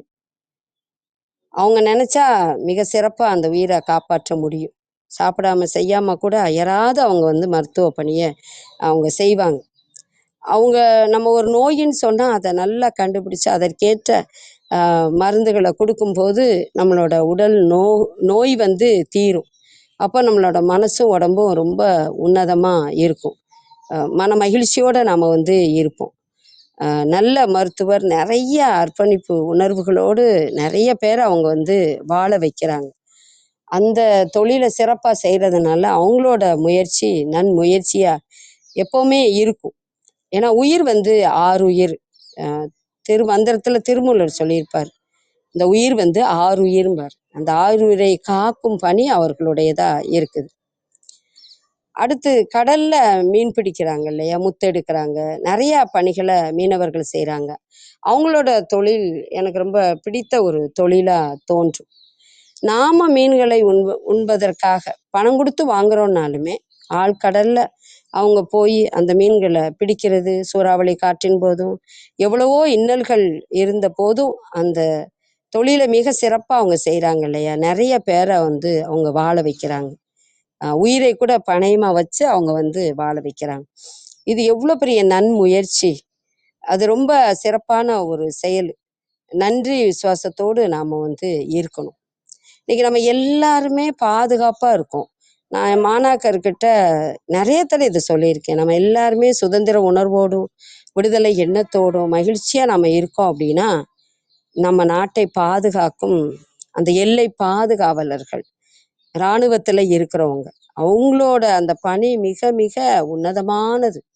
உயிரை பெரிதா நினைக்காம, கல்யாணம் இருந்தால் கூட மனைவி, பிள்ளைகள் இருந்தால் கூட அவங்களோட நினைப்போட அவங்கள பணத்தை அனுப்பிட்டு நம்மளுக்காக, நம்ம நாட்டுக்காக, நம்மளோட நல்வாழ்வுக்காக அவங்க அயராது பாடுபடுவாங்க. அவங்கள பற்றி செய்தியில் படிக்கிறப்போ நான்லாம் மனசார வேண்டிக்குவேன், அவங்களோட வாழ்வு சிறப்பாக இருக்கணும் அப்படின்னு. நமக்காக உயிர் துறந்து அவங்க எவ்வளோ இன்னல்களை அனுபவிச்சிருப்பாங்க, அவங்க குடும்பம்லாம் நல்லா இருக்கணும் அப்படின்னு நான் வேண்டிப்பேன். அவங்களோட அந்த நன்முயற்சினால தான் நம்மளுடைய வாழ்வு நாள்தோறும் நலமுடையதா இருக்குது. இன்னும் குறிப்பாக சொல்லணும் அப்படின்னா, நாம் அறிந்தது தான், நம்மளோட பெற்றோர்களோட நன்முயற்சியை நம்ம பெரிதாக நினைக்கணும். பிள்ளைகள் ரொம்ப பெரிதாக நினைக்கணும். எளிதான காரியம் அல்ல. தந்தையோட அந்த உழைப்பும் சரி, தாய் கருவில் சுமந்ததும் சரி, காலமெல்லாம் வாழ வைக்கிறது சரி, அந்த நன்முயற்சி மிக மிக மிக உன்னதமானது. மாதா பிதா குரு தெய்வம். மாதாவோட அந்த பணி, பிதாவோட அந்த பணி அற்புதமானது, அர்ப்பணிப்பு உணர்வோடு, சுயநலம் அற்றது. பிள்ளைகளுக்காக கேட்டால் சொல்லுவாங்க, என்னோட உயிருக்கு மேலே எங்கள் பிள்ளைங்க தான் அப்படிம்பாங்க. அந்த தாய் தகப்பனுடைய அந்த சொற்களை கேட்டு நாம் வாழ வேண்டும். தாயிற் சிறந்ததொரு கோயிலும் இல்லை, தந்தை சொல் மிக்க மந்திரம் இல்லை. உண்மை உண்மை உண்மை. குழந்தைங்க அதை கேட்டு நல்வாழ்வு வாழணும். பெற்றவர்களும் நன்முயற்சியோடு நல்வாழ்வு வாழ பிள்ளைங்களுக்கு வழிகாட்டுதலா இருக்க வேண்டும். பிள்ளைகளும் அதை உணர்ந்துக்கணும், அவங்களுடைய உழைப்பை. நான்லாம் உணர்ந்துக்கிட்டேன், என் தாய் தகப்பன் உழைப்பை. அது அருமையானது. நானும் சாதாரண மனுஷி தான். சில நேரம் படிக்க தோணலைன்னா எனக்கு தோன்றது 2 தான். எங்கள் அம்மா நாங்கள் நஞ்ச புஞ்சம் வச்சுருக்கோம், வத்தல் மெத்துக்கு மெத்து காய போடுவாங்க. அதெல்லாம் எளிதான காரியம் இல்லை. எங்கள் மெத்தில் காய போட்டுட்டு பக்கத்தில் பெரியப்பா மெத்தில் காய போட்டுட்டு தாண்டிக்கலாம். மெத்து பக்கம் பக்கமாக இருக்கும், தாண்டிக்கலாம். அப்புறம் மழை வரப்போகுதுன்னா நாங்கள்லாம் ஓடி போய் அதை அள்ளிடுவோம். நல்லா காய வச்சு உதறி சொண்டு வத்தில் தனியாக பிறக்கி வச்சுட்டு இதெல்லாம் சந்தைக்கு விற்க அனுப்புவோம். பருத்தி காய போட்டு அதை நல்லா உதறி தனியாக பிரிச்சுட்டு நல்லதை மட்டும் சந்தைக்கு அனுப்புவோம். இந்த மாதிரி அந்த வேலையை செய்கிற என் தாயை நான் நினப்பேன். எங்கள் அப்பா நாங்கள் சிறு பிள்ளையா இருக்கப்போ ஆயில் மோட்டார் தான் இருக்கும். அப்போது முகம் கைகள்லாம் கரிப்படும். அதை எடுத்து விட்டு தண்ணி பாய்ச்சி வேளாண்மை தொழில் அதிகாலையில் போய் செய்வாங்க. மதியம் போக மாட்டாங்க. அப்புறம் மாலை போய் தண்ணி பாய்ச்சி எல்லாமே செய்வாங்க. எங்கள் அப்பா ஒரு விவசாயம் பண்ணுறாங்கன்னா அவ்வளோ நேராக இருக்கும். அவங்க பாத்தி கட்டுறாங்க அப்படின்னாலே எல்லாரும் சொல்லிடுவாங்க, இது பொன்னையா கட்டுன பாத்தியா அப்படிம்பாங்க. எங்கள் அத்தையும் அதே போல் நல்லா பண்ணுவாங்க. அந்த நேராக பார்க்குறதுக்கு நல்லா இருக்கும். அவங்க செய்கிற செயல் ரொம்ப முழுமையாக சிறப்பாக நல்லா இருக்கும். மற்றவங்க பார்த்து பிடிச்ச மாதிரியாக இருக்கும். எங்கள் அப்பா சொல்வார், வேளாண்மை தொழில் ஈஸி இல்லைடா, தனியாக பாய்ச்சி விட்டுட்டு திறந்து விட்டுட்டு சினிமாவுக்கு போனால் ஆகுமாடா, நின்று பார்த்து நல்லா பாய்ச்சிட்டு வேலையை முடிச்சுட்டு தான் மற்ற வேலைக்கு நம்ம போக முடியும் அப்படிம்பார். அந்த 6 மாத உழைப்பு அருமையானதாக இருக்கும். அப்போ அந்த தாய் தகப்பனை நான் நினப்பேன். நினச்சி தான் நல்லா படித்து நல்ல ஒரு வாழ்வே நான் வாழ்கிறேன். நான் நன்றி உள்ளவளாக இருப்பேன். அப்படி ஒவ்வொருத்தருமே இருக்கணும். தாய் தகப்பனுடைய அந்த உழைப்பை புரிஞ்சுக்கிட்டா தான் அவங்களால அடுத்து நல்லாவே பணியாற்ற முடியும். அவங்க குழந்தைங்களுக்கு அதை எடுத்து சொல்ல முடியும். குருவை கட்டாயம் நம்ம நினைக்கணும். அந்த குருவால் தான் பெரும்பாலானவரோட வாழ்வு சிறப்பாக இருக்கு. அம்பேத்கருக்கு நல்ல குரு அமைஞ்சார். அவரோட வாழ்க்கை வரலாறுல இருக்கும். குருவால தான் அவர் உயர்ந்து நின்னார். உழைப்பு அம்பேத்கரோட தான். அவர் மேலும் மேலும் மேலும் உயர்வாகிறதுக்கு குருவோட முயற்சி தான். அதை படித்த உடனே அவருக்கு நல்ல குரு கிடச்சிட்டாரு. அதுதான் நல்லா இருக்காது. 2 நாளைக்கு முன்னாடி கூட என்னோட கருத்தை மற்றவர்களோடு வீட்டில் நான் பகிர்ந்துக்கிட்டது இதுதான். அதனால் நாம் நம்மளோட வாழ்க்கையை நல்லா அமைத்து கொள்ள வேண்டுமானால் நல்ல நூல்களை படிக்கணும், நல்ல கருத்துக்களை நம்ம குறித்து வைத்து அதன்படி வாழணும், முன்னோர்களோட வாழ்க்கையை பார்த்து நம்ம தெரிஞ்சுக்கணும். அதுபடி நம்ம வாழ்ந்தோன்னா நம்மளோட வாழ்க்கை சிறப்பாக இருக்கும். நாம் மட்டும் இல்லை, உறவுகளோடையும் உலகத்தோடையும் ஒட்டி நம்ம வாழணும். ஊரோடு பகைக்கின் வேரோடு கெடும்பாங்க. இன்னைக்கு ஒவ்வொருத்தருமே தீவு போல வாழ்கிறாங்க. ஒரு அறையிலேயே ஒரு அறைக்கும் இன்னொரு அறைக்கும் நடந்து போகிறது கிடையாது. ஃபோன்லேயே வந்து மாடியில் உள்ளவங்கள கூப்பிட்டுக்கிறது, பக்கத்தில் அறை இருந்தால் அவங்கள ஃபோன்லேயே கூப்பிட்டுக்கிறாங்க. அந்த உடற்பயிற்சியோ இல்லை நல்லா அவங்கள பார்த்து பேசணும் அப்படின்ற அந்த எண்ணமும் குறைஞ்சிக்கிட்டே வருது. பேருந்தில் பயணம் பண்ணால் எனக்கு வருத்தமாக இருக்கும். ஒவ்வொருத்தரும் செல்ஃபோனை வச்சுட்டு அதிலேயே தான் இருப்பாங்க. யாரும் யாரையும் பார்த்து பேசுறது அப்படி இருக்காது. நான் அப்படி இருக்க மாட்டேன். 2 வார்த்தை பேசுவேன். அவங்களும் பிரியமாக பேசுனாங்கன்னா பகிர்ந்துக்கிறது நல்ல கருத்துக்களை எல்லாம். அப்படி யாருமே பேசலைன்னா இயற்கையை பார்த்து ரசிச்சுக்கிட்டு வர்றது. எதுக்கு ஃபோன்லேயே நம்மளோட வாழ்க்கையை தொலைக்கணும்? இன்னைக்கு இளைஞர்கள் நிறைய பேர் அந்த தவறு செய்கிறாங்க. பெரியவங்க நாம அதை அவங்களுக்கு சொல்லி தரணும். நல்ல நூல்களை வாசிக்கிறது, நல்ல இனிமையான பாடல்களை, கருத்துள்ள பாடல்களை கேட்கறது, செய்தித்தாளை நாள்தோறும் படிக்கிறது, மற்ற மனிதர்களோடு பேசுறது, அவங்க பேசுனதுல 4 கருத்துக்களை நாம் உள்வாங்கி நம்ம வாழ்க்கையை செம்மைப்படுத்திக்கிறது, இது எல்லாத்தையுமே நம்ம செய்யணும். உலகத்தில் நிறைய சாதனையாளர்கள்லாம் பார்த்திங்கன்னா நல்ல முயற்சியினால தான் அவங்க பெரிய பெரிய கண்டுபிடிப்புகள்லாம் கண்டுபிடிச்சு நம்மளுக்கு கொடுத்து இன்றைக்கி நம்ம வந்து உடல் ஆரோக்கியமாக மன ஆரோக்கியமாக நாம் இருக்கோம். அதனால் நாம் அனைவருமே நன்முயற்சியோடு நல்வாழ்வு வாழ்வோம், மற்றவர்களையும் வாழ வைப்போம்.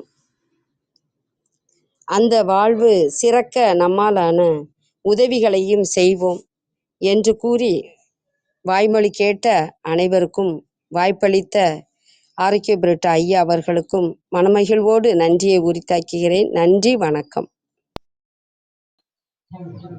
நன்றிங்கம்மா. மிகவும் சிறப்பான ஒரு அற்புதமான உரையாக இன்றைய உரை அமைந்திருந்தது. இனிய ஒரு காலை பொழுதில் நல்ல நல்ல விடயங்களை நாம் விதைத்துக் கொள்ளும் பொழுது நமது வாழ்வியல் சூழல் என்றென்றும் ஒரு பசுமை நிறைந்த ஒன்றாக மாறித்தான் போகின்றது. நமது இன்றைய நன்முயற்சி தொகுப்பில் நம்மிடையே சிறப்பு விருந்தினராக, சிறப்பு அழைப்பாளராக வெகு குறுகிய நேரத்தில் ஒரு சிறப்பான ஒரு முன் தயாரிப்பினை தயாரித்து இன்று நமக்கு அற்புதமான சிறப்புரையை வழங்கிய அன்பு அம்மா தமிழம்மா விந்திய கௌரி அவர்களுக்கு சொல்லரங்க சொந்தங்களாகிய உங்கள் ஒவ்வொருவரின் சார்பிலும் சரித்திரம் படைப்போம் தளம் மனம் நிறைந்த நன்றிகளையும் வாழ்த்துக்களையும் பாராட்டுக்களையும் பகிர்ந்து கொள்வதில் பெருமகிழ்வு கொள்கின்றது. அன்பிற்கினிய நண்பர்களே, நாம் அனைவரும் இணைந்திருப்பது சரித்திரம் படைப்போம் தளம். ஒவ்வொரு வாரமும் ஒவ்வொரு தொகுப்பு, ஒவ்வொரு நாளும் ஒவ்வொரு தலைப்பு, வார இறுதியில் சிறப்பு விருந்தினரின் அழைப்பு, ஞாயிறு தோறும் நமக்கான விடுப்பு என்ற அடிப்படையில் நமது தளம் இயங்கி வருகின்றது. அவ்வரிசையில் இந்த வாரம் முழுக்க நாம் நன்முயற்சி என்ற ஒரு அற்புதமான தொகுப்பின் கீழ் நமது சிந்தனைகளை செழுமைப்படுத்தி வருகின்றோம். இன்று நன்முயற்சி தொகுப்பில் நன்முயற்சி என்ற தலைப்பில் அன்பு தமிழம்மா விந்திய கௌரி அவர்கள் அற்புதமான சிறப்புரையை நமக்கு அன்பு பரிசாக வழங்கினார்கள். நாளை நமது தளத்தில் நன்முயற்சி தொகுப்பில் இலக்குகள், பிரைன் ரேசி அவர்கள் எழுதிய தி கோல்ஸ், இலக்குகள் என்ற புத்தகத்தின் சாராம்சத்தினை அன்பு சகோதரர் விவேக் அவர்கள் நம்மிடையே பகிர்ந்து கொள்ள இணைகின்றார். வரும் புதன்கிழமை அன்று எளிமைப்படுத்துதலின் முக்கியத்துவம் என்ற அற்புதமான தலைப்பின் கீழ் அன்பு நண்பர் நந்தகுமார் நடராசன் அவர்கள் நம்மிடையே சிறப்புரையாற்ற இருக்கின்றார். வரும் வியாழனன்று ஆரோக்கிய வியாழனில் ஆரோக்கியம் அத்தியாவசியம் என்ற தொடர் நிகழ்வின் மற்றும் ஒரு அழகிய பாகத்தினை நமக்கு வழங்க இணைகின்றார் தாய்நாடு சமுதாய கல்லூரி நிறுவனர் அன்பு சகோதரி மஞ்சு பார்கவி அவர்கள். வரும் வெள்ளிக்கிழமையன்று வாசிப்பை நேசிப்போம் பகுதியில் நம்மிடையே இலக்கிய வெள்ளி என்று அற்புதமான பகிர்தலை பகிர்ந்து கொள்ள இருப்பவர் அன்பு சகோதரர் சர்வதேச ஆசிரியர் விருது பெற்ற ஆனந்தகுமார் அவர்கள். ஒவ்வொரு நாள் நிகழ்வுகளிலும் சரித்திரம் படைப்போம் தளத்தோடு இணைந்து பயணிப்போம், நமது வாழ்வியல் வழிகளை இன்னும் செம்மைப்படுத்துவோம். இப்பொழுது நிகழ்வின் நெறியாளுமையை தொடரவும் முதன்மை கருத்தினை வழங்கிடவும் அன்பு தோழர் கற்பகவல்லி அவர்களை அன்புடன் அழைக்கின்றோம். நன்றி. நன்றிங்க தோழர். அனைவருக்கும் வணக்கம். நன்முயற்சின்ற தலைப்புல விந்தியா கௌரி அம்மா அவர்கள் நிறைய திருக்குறள், நாலடியார் பாடல்கள், வாழ்வியல் அனுபவங்கள் இதோடு சேர்ந்து நிறைய கருத்துக்கள் பகிர்ந்துக்கிட்டாங்க. முக்கியமா நிறைய திருக்குறள்கள் அவங்க பகிர்ந்துக்கிட்டாங்க, முயற்சி தொடர்பான திருக்குறள். அருமை உடைத்தென்று அசவாமை வேண்டும் பெருமை முயற்சி தரும் அப்படின்றத சொன்னாங்க. ஏன்னா தெய்வத்தால் ஆகாதுன்னா கூட முயற்சி தன்னோட மெய்வருத்த கூலி தரும் அப்படின்னு சொல்லுவாங்க. அதனால கடமைய நம்ம நிச்சயமா செய்யணும். அது நம்ம முயற்சிக்கான ஒரு பலன் என்பது நமக்கு கிடைக்கும் அப்படிங்கிறத சொன்னாங்க. ஊழையும் உப்பக்கம் காண்பர் உழைவின்றி தாழாது உழுற்றுபவர். அதாவது விதியை கூட நம்ம மதியால வென்று விட முடியும். அந்த அளவுக்கு நம்ம முயற்சியானது இருக்க வேண்டும் அப்படிங்கிறதையும் பகிர்ந்துக்கிட்டாங்க. நாலடியாரிலிருந்து ஒரு பாடல். நன்னிலைக்கண் தன்னை நிறுப்பானும் தன்னை நிலை கலக்கிக் கீழிடுவானும் நிலையினும் மேன்மேலும் உயர்ந்து நிறுப்பானும் தன்னை தலையாயச் செய்வானும் தான் அப்படிங்கிற ஒரு பாடல். அதுல ஒருவன் நல்ல நிலையில தன்னை நிலைநிறுத்துவதும் தன்னோட முயற்சி தான். தன் நிலை கலங்கச் செய்து கீழ்நிலைக்கு தள்ளுபவனும் நம்ம தான். அதனால நம்மளோட முயற்சி தான் எல்லாத்துக்கும் காரணம் அப்படிங்கிறத நாலடியார் மூலமாகவும் சொன்னாங்க. அடுத்ததாக விவசாயிகள் எந்த அளவுக்கு முயற்சி செய்யறாங்க அப்படிங்கிறத பத்தி சொன்னாங்க.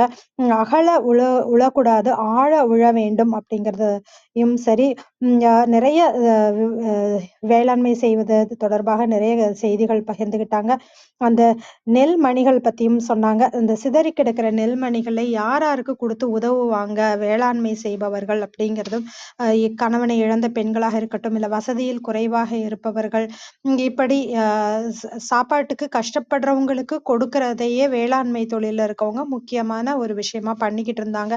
வேளாண்மையில் இருப்பவர்களுக்கு அந்த உதவுதல் அப்படிங்கிற குணம் நிறைய இருக்கு அப்படிங்கிறதையும் சொன்னாங்க. முழு நெல்மணி போல நம் வாழ்க்கை முழுமையாக இருக்க வேண்டும். எந்த தொழில் செஞ்சாலும் சரி, அதுல முழுமையாக முயற்சி செய்து அதை நம்ம ஈடுபடுத்திக் கொள்ள வேண்டும் அப்படிங்கிறதையும் சொன்னாங்க.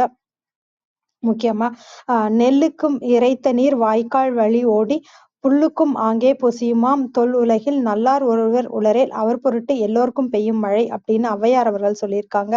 அந்த மாதிரி ஒரு முயற்சி வேண்டும், தொடர் முயற்சி வேண்டும், விடாமுயற்சி வேண்டும் நமக்கு. அதுல IAS அதிகாரிகளான ஒரு சிலருடைய வாழ்க்கையை பற்றி பகிர்ந்துக்கிட்டாங்க. தந்தைக்காக IAS அதிகாரியான 2 பேராகட்டும், இல்ல IPS அதிகாரி ஆகிறார் ஒரு தந்தைக்கு. ஒண்ணுமே தெரியல அவருக்கு எந்த துறையில இருக்கிறது ஒரு பெரிய வேலை, IAS IPS அப்படின்றது எதுவுமே தெரியல. ஆனா அந்த தந்தைக்காக IAS ஆகணும்னு சொல்லிட்டு IPSல இருந்து IAS ஆக முன்னேறுகிறார். இப்படி பலரோட வாழ்க்கை பத்தியும் சொன்னாங்க. அதே போல அன்னை தெரசா அவர்கள் தன்னுடைய வாழ்க்கைக்காக அல்ல, மற்றவர்களும் வாழ வேண்டும், நம்ம உலகில் பொதுவாக வாழ தகுதியற்றவர்கள் என்று நினைப்பவர்களுக்கும் வாழ்க்கை இருக்கிறதுன்னு சொல்லிட்டு அவங்களோட வாழ்வாதாரத்துக்காக அன்னை தெரசா எடுத்த நல் முயற்சிகள் பத்தியும் பகிர்ந்துகிட்டாங்க. எல்லா தொழில்களுமே மிகவும் சிறப்பான தொழில் தான். அவங்கவுங்க முழு முயற்சியோட ஈடுபடணும். திருமூலர் சொல்லியிருக்காரு, ஆருயிரை காக்கும் பணி மருத்துவ பணின்னு. அதுல இருக்கவங்களாகட்டும், தூய்மை பணியாளர்கள், ஏன்னா அவங்க இல்லைன்னா நமக்கு நோய் நிறைய வந்துரும். அவங்களுடைய வேலை அப்படிங்கிறது மிகவும் கடினமான வேலை. ஏன்னா சுத்தம் செய்யும் போது நிறைய நோய் வரதுக்கான வாய்ப்பு இருக்கிறது. அந்த மாதிரி அவங்களும் விடாமுயற்சியுடன் சரி, அவங்களுடைய தொடர்ந்து கடுமையான உடல் வலிக்கிடையும் அவங்க பணியை செய்யறாங்க. அதே போல் மீனவர்கள் போய் கடல்ல மீன் பிடிச்சிட்டு வராங்க. அவங்க சாப்பிடாட்டியும் கூட மற்றவர்களுக்காக மீன் பிடித்து கொண்டு வந்து கொடுக்கும் பணி. இப்படி ஒவ்வொரு வேலை செய்வர்களும் சொல்லலாம். அவங்க ஒவ்வொருத்தருமே மற்றவர்களுக்காக தங்களோட உடல் உழைப்பையும் முயற்சியையும் விடாமல் கொடுத்து கொண்டே இருக்கிறார்கள். அதே போல விவசாயிகளும் சரி, அம்மா சொன்னது மாதிரி அவங்க தந்தையார் அவர்கள் பாத்தி கட்டுறத பத்தி எல்லாம் அழகா பகிர்ந்துக்கிட்டாங்க. அவங்க பாத்தி கட்டினாக்க இது யாரு, இது பொன்னையா அவர்கள் கட்டிய பாத்தி அப்படிங்கிறத ஊர்ல எல்லாருமே சொல்லிடுவாங்கன்றதும், அவங்க அத்தை கட்டுன பாத்தி. இப்படி எவ்வளவு ஒரு ஒழுங்கோட இருக்காங்க. ஒரு ஒழுங்கா ஒரு அதே மாதிரி இரவு 2 மணிக்கு கூட போய் நம்ம பாத்தி கட்டணும், நம்ம அதை தண்ணி வர நேரத்துக்கு அதெல்லாம் விட்டுட்டு நம்ம எங்கேயாவது போயிட்டோம்னா சரியான நேரத்துக்கு நம்ம பயிரிட முடியாது, சரியான வேளாண்மை செய்ய முடியாது. அப்படிங்கிறதுனால தன்னுடைய சுகதுக்கங்கள் எல்லாத்தையும் தாண்டி பயிர் தொழில் அவர்கள் ஈடுபடுகிறார்கள் அப்படிங்கிறதையும் பகிர்ந்துக்கிட்டாங்க. அதனால அந்த மாதிரி வேலை நம்மளுடைய அம்மா அப்பா அவர்களை நம்ம மறந்துடக்கூடாது. எப்படி குருவை மறக்காமல் இருந்த ஒரு அம்பேத்கர், அவருக்கு எப்படி ஒரு நல்ல குரு கிடைச்சாங்களோ அது மாதிரி நிறைய குரு நமக்கும் இருக்காங்க. அவங்களையும் நம்ம மறக்க கூடாது. அவங்களுக்குரிய மதிப்பு மரியாதையும் கொடுக்கணும், உறவுகளை பேண வேண்டும் அப்படிங்கிறதையும் நிறைய கருத்துக்கள் இன்றைக்கு அம்மா அவர்கள் பகிர்ந்துக்கிட்டாங்க. நன்முயற்சியாக இருக்க வேண்டும். நம்மளோட முயற்சி தொடர் முயற்சியாக, விடாமுயற்சியாக முழுமை அடையும் வரை நெல்மணியைப் போல் முழுமையாக முயற்சி செய்ய வேண்டும் அப்படிங்கிறத பகிர்ந்துகிட்ட விந்தியாகௌரி அம்மா அவர்களுக்கு மிக்க நன்றி. விஜயகுமாரி அம்மா வணக்கம், நீங்க பேசலாம். நன்றிகள் அம்மா. வாழ்க வையகம், வாழ்க வையகம், வாழ்க வளமுடன். ஒரு வாழ்க, ஒருவே துணை. சரித்திரம் படைப்போம் தளத்திற்கு நன்றி.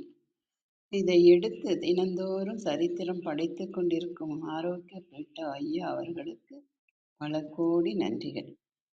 இதில் நடைபெற்று கொண்டிருக்கும் சிந்தனை சிற்பி கற்பகவள்ளி அம்மா அவர்களுக்கும் பல கோடி நன்றிகள். ரேவதி அம்மா, வேலையா அனைவருக்கும் பல கோடி நன்றிகள். இதில் இன்று நடைபெற வந்திருக்கும் தமிழம்மா வித்யாகௌரி அம்மா அவர்களுக்கும் பல கோடி நன்றிகள் அம்மா. மற்றும் நம் குழுவில் குழுமி இருக்கும் அனைத்து அன்பு உள்ளங்களுக்கும் என் மனமார்ந்த நன்றிகளும் வாழ்த்துக்களும். வாங்க, வாழ்த்தும் பயனுக்கும் போயிடலாம். கண்களை மூடி அமைதியாக உட்காந்துக்குவோம். நாம் அமர்ந்துள்ள இடம் முழுவதும் நல்ல தூய தெய்வீக ஆற்றலே நிரம்பின. அப்படியே உணர்ந்து பாருங்க. அருட்பேராற்றல் உடலிலே உயிரிலே அலையலையாக பாய்ந்து நிரம்புவதை உணர்கிறோம். அன்னைக்கு வணக்கம், தந்தைக்கு வணக்கம், அருள்நெறி ஆசான் வேதாத்திரி மகரிஷி அவர்களுக்கு வணக்கம். குரு வாழ்க, குருவே துணை. அருட்பேராற்றல் இரவும் பகலும் எல்லா நேரங்களிலும் எல்லா இடங்களிலும் எல்லா தொழில்களிலும் உறுதுணையாகவும் பாதுகாப்பாகவும் வழிநடத்தியாகவும் அமையுமாக. வாழ்க வளமுடன், வாழ்க வளமுடன், வாழ்க வளமுடன். அருட்பேராற்றல் கருணையினால் உள்ள அனைவரும் நல்ல உடல்நலம், நீல ஆயுள், நிறை செல்வம், உயர் புகழ், மெய்ஞானம் பெற்று சிறந்தோங்கி வாழ எல்லாம் வல்ல இறைநிலையோடு இணைந்து வாழ்த்தி மகிழ்கின்றேன். வாழ்க வளமுடன், வாழ்க வளமுடன், வாழ்க வளமுடன். நன்றிகள் அம்மா.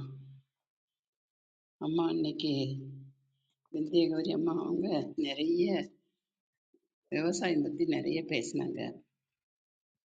நம்ம மனிதராக பிறக்கிறதுக்கு தவம் செய்யணும்னு சொல்லுவாங்க. அந்த மாதிரி இந்த மனித பிறவியில் நம்ம வந்த பிறகு நம்ம என்ன செய்யணும் அப்படின்னு நம்ம உள்நோக்கி போய் சிந்திக்கணும், தற்சோதனை செய்யணும், தினந்தோறும் செய்யணும். இதை இரவு படுக்கும் பொழுது ஒரு டைரி வச்சு நம்ம இன்னைக்கு என்ன செஞ்சுருக்கோம், எது செய்யலாம் செய்யக்கூடாதுங்கிறத தேர்வு செய்யணும். அப்படி நான் கேட்டுக்கிறேன். அம்மா அவங்க சொன்னாங்க, குழந்தைங்களுக்கு நான் நிறைய எடுத்து சொல்வேன் விவசாயம் பற்றி அப்படின்னு. ரொம்ப நன்றிகளம்மா. இந்த காலத்து பிள்ளைங்களுக்கு விவசாயம் நிலம் எங்கே இருக்குது, பயிர் எப்படி செய்கிறது எதுவுமே தெரியல, சுத்தமாக தெரிய மாட்டேங்குது. அப்படி வளர்ப்பு முறை எப்படி இருக்குது. அதனால் இந்த மாதிரியாவது நம்ம எடுத்து சொல்லி எல்லாருக்கும் புரிய வைக்கணும். அது மாதிரி நம்ம நல்லது செய்து நல்லதை கேட்டு நன்னெறியோடு வாழ்ந்து காட்டி அடுத்தவங்களையும் நம்ம வாழ வைக்கணும். குழந்தைங்கள நல்ல குழந்தைங்கள உருவாக்கணும். அதுதான் நம்ம கடமையே. அம்மா அவங்க ஆசிரியராக இருந்து இந்த பணியை செய்துட்டு வராங்க. நன்றிகள் அம்மா. அப்புறம் சொன்னாங்க, சுய புத்தி வேணும். நம்ம எது செய்தாலும் நம்ம அப்படி செய்கிறோமா, எது தப்பு ரைட்டுன்னு சிந்திச்சு நம்மளே சிந்திச்சு பார்த்து முடிவெடுக்கணும். அப்புறம் நெல் விதைக்கிறத பற்றி சொன்னாங்க. அம்மா உங்களுடைய அனுபவம் எனக்கும் இருக்கம்மா. உங்கள் தந்தையார் மாதிரி என் தந்தையாரும் விவசாயத்தில் ரொம்ப ஈடுபாடாக இருப்பாங்க. வேலையும் செய்வாங்க, ரயில்வேயில் வேலையும் செய்தாங்க, விவசாயமும் அவ்வளோ அருமையாக செய்வாங்க. அது ஒரு அவங்க செய்கிறத பார்த்தா ரொம்ப ஆசையாக இருக்கும். நீங்கள் இது பண்ணுற மாதிரி நானும் அந்த மாதிரி அனுபவப்பட்டிருக்கேன். இந்த நெல் விதைக்கிறதுக்கு அந்த நிலம் தயார் பண்ணுறதுக்கு அந்த தழை வீடு வீடாக போய் மரத்தெல்லாம் வேலியில் இருக்கிற தழையெல்லாம் கழட்டி கட்டி கொண்டு வந்து சேத்துல போட்டு மிதிச்சிடுவாங்க. அதன் பிறகு தழை எருவு, குப்பை எருவு, சாணி எருவு எல்லாத்தையும் வண்டி வண்டியாக எடுத்துகிட்டு போய் கொட்டி பண்ணுவாங்க. அந்த அந்த காலத்துல இந்த உரங்கிறது இல்லவே இல்லை. இப்போ தான் நிறைய வந்துடுது. அந்த மாதிரி போட்டு அந்த நெல் விதைக்கிற அழகை பார்த்தா அவ்வளோ அந்த அந்த இன்னைக்கு என்ன நடந்ததோ என்னை கூட்டிகிட்டு போயிட்டீங்கன்னு தான் சொல்லணும். அதை அப்படியே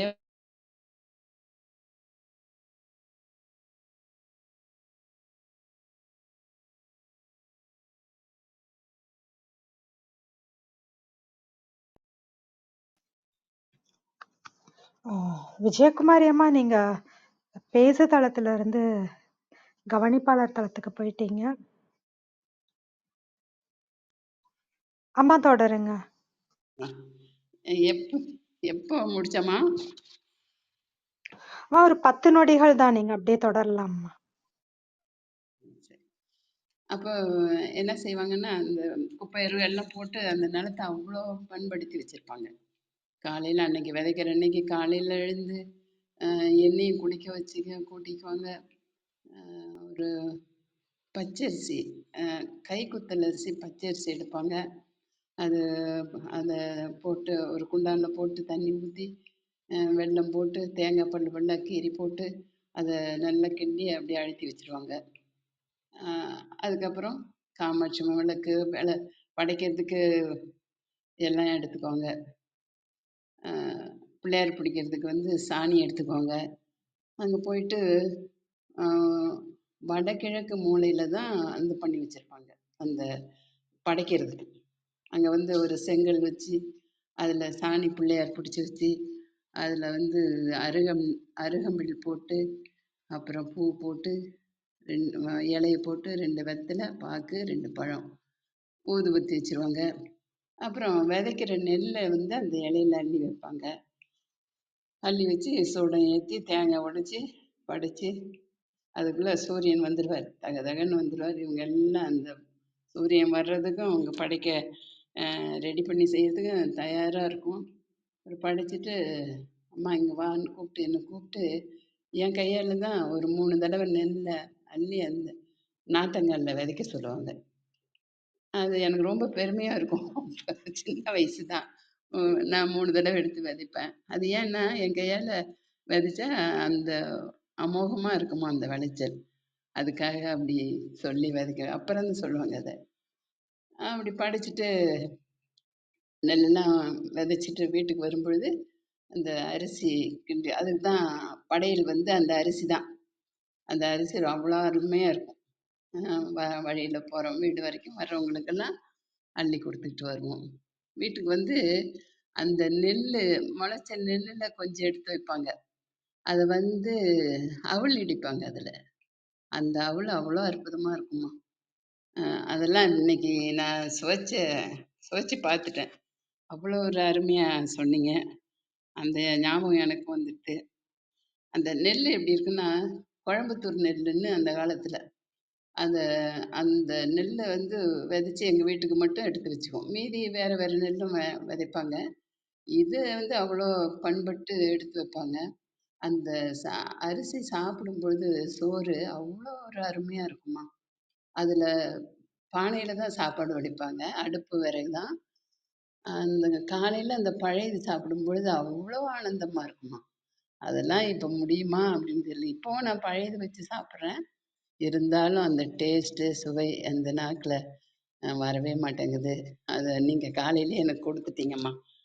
நான் ரொம்ப பேசிட்டேன்னு நினைக்கிறேன்.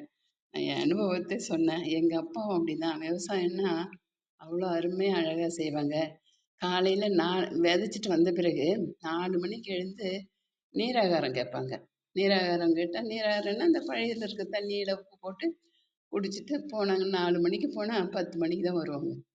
என்ன சொல்லுவாங்கன்னா, அம்மா நம்ம வந்து நிலத்துல விதைச்சிட்டு வீட்டோட இருக்கக்கூடாது. அதுக்கு வந்து நன்றி சொல்லணும்னா காலையில் 4 மணிக்கு போயிட்டு அந்த நிலத்தை அந்த ஒவ்வொரு பாத்தியாவும் சுற்றி வருவாங்களாம்மா.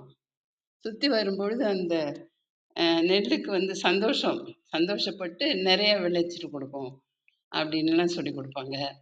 எப்படி அப்பாவால் இவ்வளோ காலையில் எழுந்து போக முடியுதுன்னு நினைப்பேன். 10 மணிக்கு தான் வருவாங்க. வந்து தான் குளிச்சுட்டு சாப்பிடுவாங்க.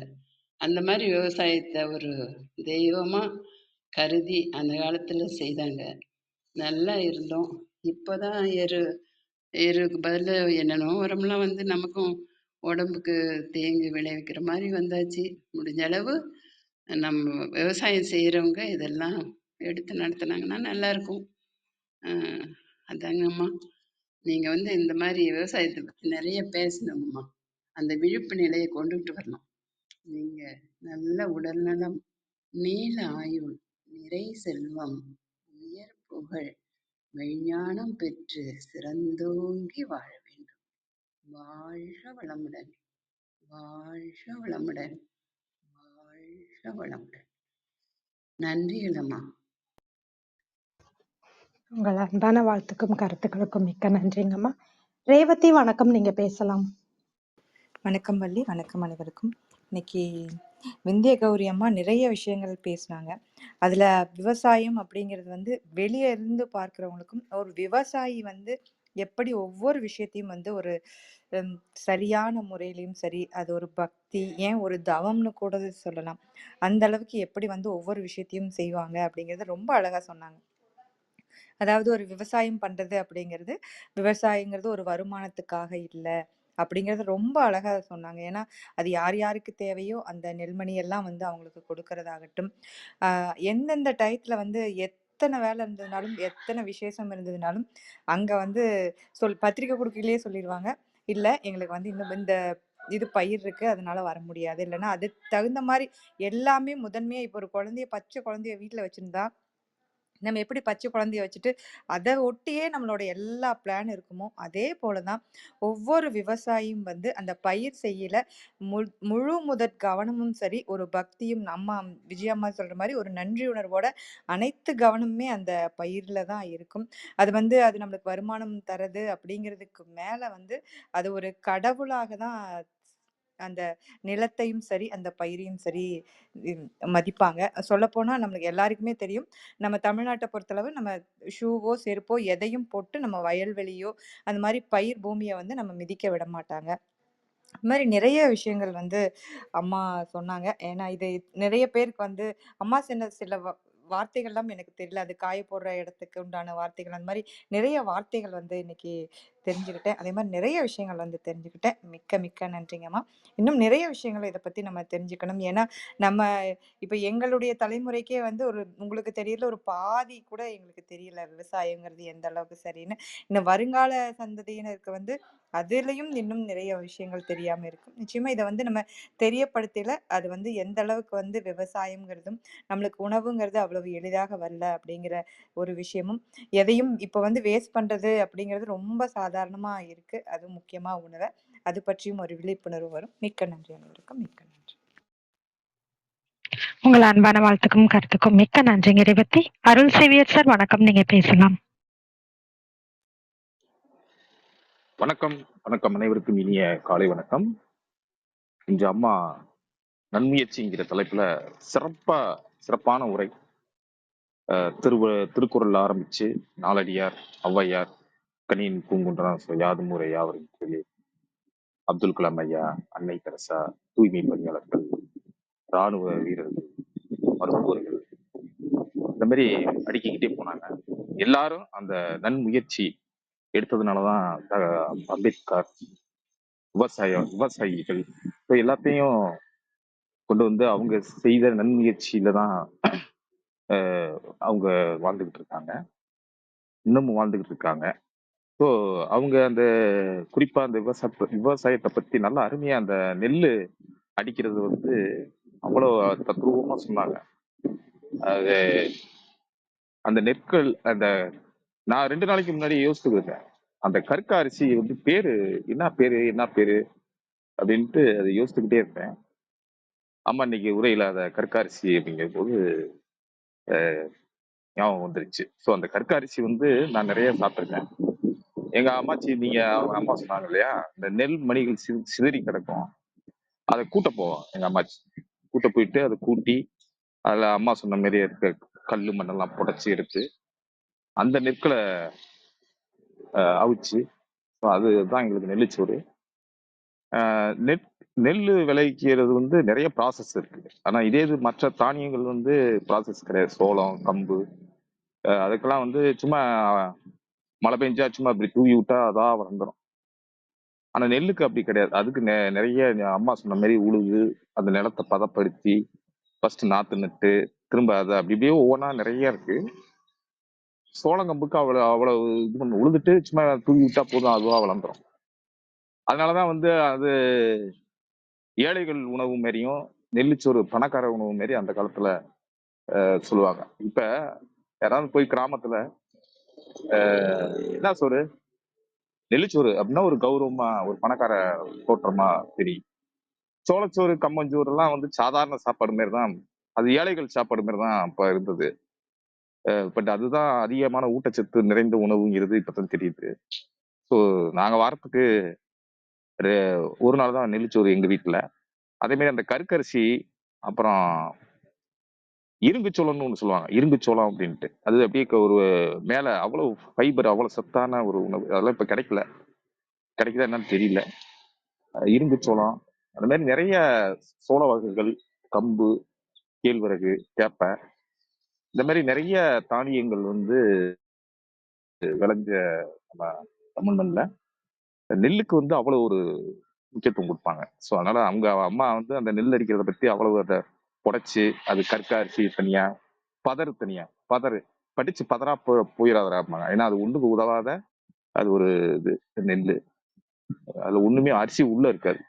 ஆனா நெல் மாதிரியே இருக்கும், ஆனா அரிசி உள்ள இருக்காது. அதான் பதறு அப்படிம்பா கிராமத்துல. ஏன்டா படிச்சுட்டு பதறா போயிட்ட அப்படிம்பாங்க வேலை இல்லாம இருக்கும்போது. ஸோ அந்த மாதிரி அதெல்லாம் ஞாபகம் வந்தது அம்மாவோட உரையில கேட்கும்போது. எல்லாத்துக்கும் நம்ம நன்றி உணர்வா இருக்கணும். நமக்காக எங்கெங்கேயோ நம்ம நமக்காக உழைச்சிக்கிட்டு இருக்காங்க, வேலை பார்த்துட்டு இருக்காங்க. அது விவசாயியா இருக்கட்டும், ராணுவ வீரர்களா இருக்கட்டும், தூய்மை பணிகளா இருக்கட்டும், எல்லாம் நம்முடைய நன்மைக்காக தானே. எல்லாம் நமக்காக தானே வேலை செய்யறாங்க. நம்ம வாழ்றதுக்கு தானே, நம்ம பாதுகாப்பா இருக்கிறதுக்கு தானே எல்லாம் செய்யறாங்க. ஸோ எல்லாத்துக்குமே நம்ம நன்றி உணர்வா இருந்து அவங்கள வாழ்த்தணும், போட்டணும். நன்றிகள் அம்மா. இந்த காலை பொழுது சிறப்பா அமைந்தது. வாய்ப்புக்கு நன்றி. மிக்க நன்றிங்க சார். அம்மா வரும்போது நிச்சயமா நிறைய தமிழ் சொற்கள் நமக்கு தெரியாம விட்ட சொற்களாக இருக்கட்டும், இல்ல நம்ம ஞாபகத்தில் இருக்காத சொற்கள், அது எல்லாமே அழகா ஞாபகமும் படுத்துவாங்க. நெல்லு சோறு, நெல்லு சோறு அப்படிங்கும்போது இப்போ தினமும் நெல்லு சோறு சாப்பிட்றோம். ஆனா அன்னைக்கெல்லாம் அரிசி சோறு அப்படிங்கிறது மிகப்பெரிய விஷயமா இருந்தது. அதனால அந்த சத்து சோளமாகட்டும் இதெல்லாம் சாப்பிடும்போது அவ்வளவு சத்தோட இருந்தாங்க. அதெல்லாமே நம்ம யோசிக்கணும். நீங்க பேசுறீங்களா? அ, அ, உங்க மைக் அன்மியூட்ல இருக்கு. பேசுறீங்களா? நன்றிங்க தவறுதலா அருள்திவேல் தவறுதலா சார். நன்றி. ஹலோ. ஜெயராமன் வணக்கம், நீங்க பேசலாம். வணக்கம் வணக்கம்மா. அனைவருக்கும் காலை வணக்கம். அம்மா தமிழம்மா அவங்களுடைய சொற்பொழிவு ரொம்ப மிகச்சிறப்பாக திருவள்ளுவர்கள் தொடங்கி ஔவையார் பாடல்கள், நாலடியார் பாடல்கள் என தொடங்கி அப்துல் கலாம் ஐயா, அன்னை தெரசா அவர்களுடைய எல்லாம் தொட்டு தங்களுடைய இனிய சொற்பொழிவை நிறுத்தினார். மிக பயனுள்ள ஒரு சொற்பொழிவு. குறிப்பாக எல்லோரும் சொல்வதை போல விவசாயத்தை பற்றி அவர்கள் சொல்லுகிற போது எனக்கு என்னுடைய கிராம நினைவுகள் எல்லாம் இங்கே இப்போது ஓடிக்கொண்டிருந்தன. அது அது இப்போதைக்கு எல்லாம் செயற்கையாக மாறிவிட்ட இந்த காலகட்டத்தில் எல்லாமே இயற்கையை தேடி போக வேண்டிய மீண்டும் இயற்கையை தேடி போக வேண்டிய ஒரு சூழல் வருகிறது. அந்த அது மிகவும் ஒரு அவங்க அந்த நெல்லு சோறு, அந்த கம்மன் கூழ், இது இந்த மாதிரி அந்த இயற்கை உணவுகளை எல்லாம் சாப்பிட்டு அந்த காலத்து எனக்கு தெரிந்து என்னுடைய தகப்பனார், என்னுடைய அம்மா, என்னுடைய முன்னோர்கள் எல்லாம் பார்த்தீங்கன்னா வியாதியுற்று படுத்தோ அல்லது ஆஸ்பத்திரிக்கு போய் இந்த மாதிரி மருந்து மாத்திரைகள்லாம் சாப்பிட்டு நம்ம பார்த்ததில்லை. ஆனால் இன்றைக்கு பார்த்தீங்கன்னா எல்லாம் வியாதிகளோடையும் மாத்திரை மருந்துகளோடையும் வாழ்ந்து கொண்டிருக்கிறார்கள். இதனுடைய அந்த இயற்கை விவசாயத்தினுடைய குறைகளுடைய தாக்கம் அது ஒரு வருந்தத்தக்க செய்தி. அது மட்டும் இல்ல, எல்லாவற்றிலுமே இன்றைக்கு செயற்கையாக போய்கொண்டிருக்கிறது. அண்மையிலே கூட ஒரு வாட்ஸ்அப்ல ஒரு ஒரு ஒரு குறும்படம், இயற்கையை எந்திர மனிதன் ரோபோ என்கிற எந்திர மனிதன் வரப்பு வைக்கிறது, வாய்க்கால் வெட்டது, இல்லை கடவுளது செய்வதாக கூட நீங்க அனைவரும் சில பேர் பார்த்திருக்கலாம். அந்த அளவுக்கு இன்று சென்று கொண்டிருக்கிறது. இந்த நிலையில் அம்மாவுடைய சொற்பொழிவு அதுக்கு ஒரு ஆறுதலாக இருந்தது, நன்றாக இருந்தது. அதை போல அவர்கள் அந்த இராணுவ வீரர்கள், மீன்பிடி தொழிலாளர்கள் உள்ளிட்ட அனைவருடைய பங்களிப்பு பற்றியும் மிக சிறப்பாக சொன்னார்கள். அதிலே மிக்க மகிழ்ச்சி. அவருக்கு என்னுடைய பாராட்டுதல்கள், வாழ்த்துக்கள். நன்றி, வணக்கம். மிக்க நன்றிங்க ஐயா. உங்களோட அன்பான வாழ்த்துக்கும் கருத்துக்களுக்கும் மிக்க மிக்க நன்றி. ஆனந்த்குமார் சார், வணக்கம். நீங்க பேசலாம். Okay okay. அனைத்து சொந்தங்களுக்கு அன்பு வணக்கம். மிக காலையில் முதல் மிக சரியான ஒரு என்ன சொல்லனா நல்ல ஒரு ஐ ஓப்பனிங் ஒரு முயற்சி பற்றி வந்து நல்ல அம்மா அவர்களுடைய உரை வந்து மிக மிக சிறப்பாக இருந்தது. இதில் பார்த்தோன்னா அறிஞர்கள் முதல் கொண்டு விவசாயி வரையும் நம்ம இன்னைக்கு பார்த்தோம். இப்போ இதில் வந்து என்னோட அனுபவத்தில் இதில் பார்க்கும்போது சிறு முயற்சிகள், அதாவது படித்தவனுடைய முயற்சியும் படிக்காதவர்கள் இவர்களுடைய முயற்சியை பார்க்கும்பொழுது, அதாவது படித்தவனுக்கும் பாமரனுக்கும் இதை பார்த்தோன்னா இப்போ ஆரம்பத்தில் பார்த்தோன்னா எங்களுடைய முன்னோர்கள் எல்லாமே அந்த விவசாய குடும்பத்தை சேர்ந்தவர்கள் தான். அந்த படிப்பு வந்து அந்த அளவுக்கு இல்லை. அப்போ வந்து ஒரு 5வது படிக்கணுங்கிறது பெரிய ஒரு விஷயமா இருந்தது. ஆனால் அதே நேரத்தில் இப்போ நம்ம தளத்தில் நம்ம பகிர்ந்து கொட்ட பெரிய பெரிய அன்னை தெரேசா அவர்களாகட்டும், இல்லை அம்பேத்கர், அப்புறம் கலாம் ஐயா, இவர்கள் வந்து நல்லா ஒரு படித்த மேதைகள். இப்போ இவர்கள் முயற்சியும் நமது பழைய நம்மளது தாத்தா அவங்க, எங்களுடைய அப்பா அவங்க, தந்தைமார்கள் இவங்களுடைய முயற்சியை பார்க்கும்போது, இந்த படித்தவர்களோட முயற்சி வந்து அவங்களை வந்து போக போக அவங்களை வந்து செதுக்கிட்டே போறாங்க. அதாவது ஒரு செல்ஃப் இம்ப்ரூவ்மெண்ட்டு, ஒரு செல்ஃப் டெவலப்மெண்ட் வந்து அங்கே இருந்துட்டே வருது. அதோட ரிஃப்ளெக்ஷன் என்ன ஆகுதுன்னா, சொசைட்டியில் வந்து நல்ல ஒரு பிரமாதமான ஒரு மாற்றத்தை அவர்கள் வந்து தங்களை செதுக்குவதன் மூலம் இந்த சமுதாயத்திற்கு வந்து ஒரு சிறந்த ஒரு மாற்றத்தை வந்து ஏற்படுத்திட்டே போயிட்டு இருக்கிறாங்க. இன்னுமே நிறைய அறிஞர்கள் வந்து அந்த வேலையை வந்து செஞ்சுட்டு இருக்கிறாங்க. அந்த விவசாயிகள் பொறுத்தளவில் பார்க்கும்போது ரொம்ப கஷ்டமா இருக்கும். அது அவர்களுக்கு வந்து தன்னை பற்றிய அந்த ஒரு சுய ஒரு லாபமோ, அதே நேரத்தில் ஒரு சுய ஒரு முன்னேற்றம் அவர்களுக்கு இருக்குதானா, நிச்சயமா இது ஒரு பெரிய ஒரு கேள்விக்குறியாக தான் இருக்குது. ஏன்னா அவர்கள் இப்போ நம்ம செய்கின்ற அனைத்து அந்த விதைகள் இப்போ வந்து நம்ம அந்த காலத்து விவசாயம் செஞ்சோன்னா அதில் வர்ற அந்த அந்த அறுவடை நம்ம நம்ம தளத்தை கூட நம்ம அதை பகிர்ந்துட்டோம். அதாவது அந்த ட்ரைபல்ஸ் பற்றி அன்னைக்கு போகும்போது நம்ம இங்கே நம்ம தளத்தில் பகிர்ந்த ஒரு கருத்து, அதை விவசாயம் செஞ்சு முடிச்சிருப்பாங்க. அப்போ விவசாயி வர்ற அந்த அறுவடை வந்து அதாவது எட்டியது கொம்பனுக்கு, எட்டாதது பட்சிகளுக்கு, கீழே விட்டது புழு பூச்சிகளுக்கு, எஞ்சி இருப்பது நமக்குங்கிற மாதிரி அந்த அளவு விவசாயி வந்து வந்து நம்ம இது வரைக்கும் நம்ம வந்து செஞ்சுட்டு வருவோம். அதாவது அவருக்காக அந்த விவசாயம் பண்றது இல்லை. அனைத்து அந்த பயோடைவர்சிட்டிங்கிற அந்த கான்செப்ட்ல அனைத்து விலங்குகள் இந்த இந்த பூகோளத்திற்காக அந்த விவசாயம் வந்து நடந்துட்டு இருந்தது. அப்போ அதுல பார்க்கும்போது இந்த அவரோட முயற்சி இது எதுக்கு சொல்றேன்னா, இப்போ அந்த முயற்சி வந்து ஒரு பெரிய ஒரு ஒரு அரிதான முயற்சி. அது வந்து அவங்க எங்கேயும் போய் படிக்கல. எந்த ஸ்கூல்லயோ இப்படியெல்லாம் நீ இருக்குன்னு சொல்ல, எந்த அறிஞர்களும் சொல்ல, அவங்க எந்த ஒரு கிளாஸுக்கும் போகல, எந்த ஒரு ட்ரைனிங்கும் போகல. ஆனா அந்த முயற்சி வந்து அந்த விவசாயிகள் கிட்ட இருக்க முயற்சி வந்து ரொம்பவே நம்ம பார்க்க முடியுது. இப்போ உதாரணத்துக்கு பார்க்கும்போது இப்போ விந்தியாம சொன்னாங்க, இப்போ நம்ம அதே மாதிரி விஜயாம சொன்னாங்க. அந்த 6 மாதம் ஒரு அறுவடை போடுறாங்க. ஒரு 6 மாச காலத்துக்கு அவங்க வந்து பசியும் இருக்காது, தூக்கமும் இருக்காது. ஏன்னா இது வந்து நேரா நான் வந்து உணர்ந்துக்கிறேன். அது நான் வந்து லீவில் வந்து நான் படிச்சதுல பார்த்தேன்னா, இப்போ தாயோட வீட்ல எங்களுடைய அம்மாவோட வீட்ல இருந்து பரிந்தேன். அப்புறம் லீவு நாள்ல வந்து நான் அம்மா, அப்பா கூட வந்து எங்க சொந்த கிராமத்துக்கு வரும்போது, சரியா வந்து அப்பா படுத்துட்டு இருப்பாரு. திடீர்னு பார்த்தோன்னா 4:30 மணிக்கு முழிப்பு வரும்போது அப்பா இருக்க மாட்டாரு. அப்புறம் எங்கே கேட்கும்போது இந்த மாதிரி தண்ணி விடுறதுக்கு காட்டுக்கு போயிருக்கிறாங்க, மியூசிக் பார்க்கணும். அப்புறம் திடீர்னு பார்த்தோன்னா 10, 11 மணி ஆயிரும். அந்த காலை சாப்பாடுவே அங்க சாப்பாடு வந்து சரியா கூட அவங்க சாப்பிடுறதுக்கு கூட நேரம் இல்லாம போறதுக்கு நெறைய நாள்கள் பார்த்தேன். அப்புறம் இரவு நேரம்ல என்ன பண்ணுவாங்கன்னா, அப்போ எங்க கிராமம் பார்த்தீங்கன்னா, இந்த காட்டு பன்னிகள் இது வந்து ரொம்பவே அங்கே ரொம்ப கலாட்டா பண்ணுது. அந்த கதிர் எல்லாத்தையும் இந்த செடி அப்புறமா இதாயி எல்லாமே அந்த நாசம் பண்ணிட்டு போயிரும். அப்புறம் அந்த நேரத்துல என்ன பண்ணுவாங்கன்னா, இரவுல சாப்பிட்ட உடனே 8, 9 மணியில நேரா நம்ம பசங்க கூட இப்ப நானும் அப்புறம் அவங்க கூட நம்ம போவேன்.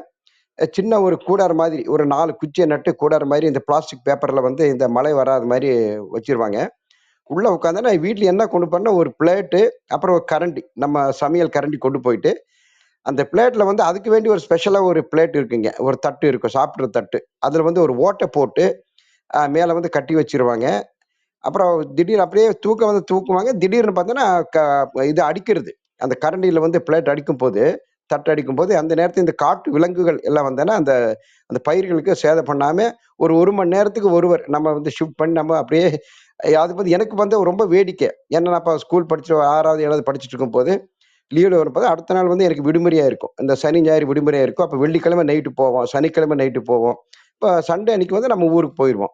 ஸோ இந்த மாரி வந்து பார்க்கும்போது, பாருங்க இந்த அந்த இரவிலயும் அந்த கண் துஞ்சாது, அத வந்து 6 மாத காலமா விடாம பார்க்கணும்.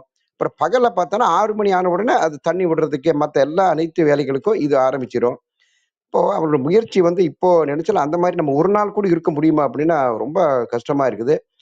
அப்ப இது போக போக என்ன ஆயிருச்சு அப்படின்னா, இது வந்து நம்மாழ்வார் வந்து ரொம்ப அருமையா இதுல ஒரு விஷயத்த ஒரு அதிசயம் என்ன அப்படின்னா, இப்ப நம்ம பூமிக்குள்ள வந்து எந்த ஒரு பொருள் போட்டாலும், அது என்ன ஆயிரும்னா, அது வந்து மக்கி போயிரும். ஆனா இந்த விதை மட்டும் தான் நம்ம போட்ட அந்த விதை வந்து மேல அதோட முயற்சியில வந்து மேல வந்து ஒரு பயிரா மாறி, அது வந்து நம்ம ஒரு நம்ம உணவு உணவு தரக்கூடிய பயிராகவும், அப்புறம் மருத்துவ குணத்து பயிராகவும் மாறுதுன்னா, அப்ப அதுல என்ன ஒரு சிறப்பு இருக்குது பாருங்க.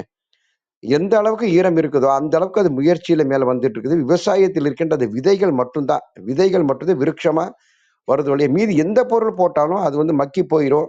இல்ல மக்காத பொருள் கூட அது பூமிக்கு அடியில தான் இருக்கும். மேல வந்து வர்றதுக்கு வாய்ப்பே இல்ல. ஸோ இந்த இந்த ஒரு அதிசயம் இந்த உலகத்துல வந்து இறைவனால அந்த பிரபஞ்சம் கொடுக்கக்கூடிய படைப்பு ஆற்றல். அப்போ இதுல அந்த முயற்சிகள் எதுக்கு சொல்றேன் அப்படின்னா, அதாவது ஒரு அவங்களுக்கு வந்து அந்த விவசாயிகள் வந்து எந்த இடத்திலயும் போய் வந்து அவங்க படிச்சது கிடையாது. ஆனா இறைவன் கொடுத்த அந்த ஆற்றல் அப்புறம் பார்த்தீங்கன்னா எல்லாமே வலுவாவும் இருப்பாங்க. அவங்க சாப்பிடுறது பார்த்தோன்னா, பெரிய ஒரு அதிசயமான ஒரு சத்துள்ள உணவுகளோ, இல்ல நீ சொன்ன ஈவன் பழங்கள கூட அவங்க வந்து சாப்பிடுறதுக்கு வாய்ப்பில்ல அந்த காலத்துலலாம். அவங்க இருக்கிறது ஏதோ கிடைச்சத சாப்பிடுறாங்க. ஆனா நல்லா வேலை செய்றாங்க. எந்த ஒரு நோய் நொடி இல்லாம அவர்கள் அந்த காத்த அந்த விவசாயி வந்து இன்னுமே நம்ம அந்த முயற்சியில வந்து நம்மளுடைய சந்ததியருக்கு வந்து குடுக்கணும். ஆனா இப்போ நீங்க கேட்டனா, இப்ப பசங்களுக்கு வந்து இப்ப பால் எங்க வருதுன்னு கேட்டனா, பால் வந்து பாக்கெட்ல தான் இருக்குது அப்படிங்கிறாங்க. அப்புறம் காசு எங்க இருக்குதுன்னா, காசு வந்து ஏடிஎம் மெஷின்ல தான் இருக்குது. ஸோ இந்த மாரி அப்ப தண்ணி எங்க இருக்குன்னா, தண்ணி வாட்டர் பாட்டில் இருக்குது. அங்கிருந்து தண்ணி வருது. ஸோ இந்த மாரி ஒரு கலாச்சாரத்திலிருந்து நம்ம நம்ம மாணவர்களாகட்டும், சந்தையில வந்து விட்டு வரைக்கும் இந்த முயற்சிகள் எல்லாம் நாம எடுத்து கொண்டு போணும். இந்த தளம் ம ம சிறப்பான வேலைய ஒரு செய்திய வந்து சொல்லிட்டு அம்மாவுக்கும், அப்புறம் இந்த அனைத்து பிரியாணிஸ்ட் அனைத்து நண்பர்களுக்கும் வாழ்த்துக்கள், நன்றிகள் சொல்லிட்டு முடிக்கிறேன். நன்றி, வணக்கம். ஓவர் டூ கற்பகம்மா. Thank you. நன்றிங்க சார். நிறைய கருத்துக்கள். அதுவும் அந்த விதை எப்படி முளைக்குது அப்படிங்கிறதெல்லாம் நீங்க சொன்னது ரொம்ப ரொம்ப சிறப்பா இருந்தது. மிக்க நன்றி. உங்கள் அன்பான வாழ்த்துக்களுக்கும், கருத்துக்களுக்கும் நன்றி. ராஜசேகரன் வணக்கம். நீங்க பேசலாம். வணக்கம். நன்முயற்சிங்கிற தலைப்புல நிறைய நிறைய நிறைய கருத்துக்கள், இ- நம்ம நினைச்சு பார்க்க முடியாத விஷயங்கள்லாம் இங்க பகிரப்பட்டிருக்குது. அதுலயும் ஒரு விவசாய குடும்பத்தில இருந்து வந்த அனுபவங்கள்லாம் சொல்லும்போது எனக்கு ரொம்ப நெகிழ்ச்சியா இருந்தது. என்னுடைய பள்ளி பருவம், ஊர்ல நம்ம சுத்தி திரிஞ்சது அப்படின்னா ஞாபகம் வந்தது. நமக்கு சொந்தமா நிலம்லாம் இருக்குல்ல. ஆனா சாகுபடிக்கு அப்பா ஒரு நிலம் எடுத்து ஒரு கொஞ்ச நாள் பயிர் பண்ணாங்க.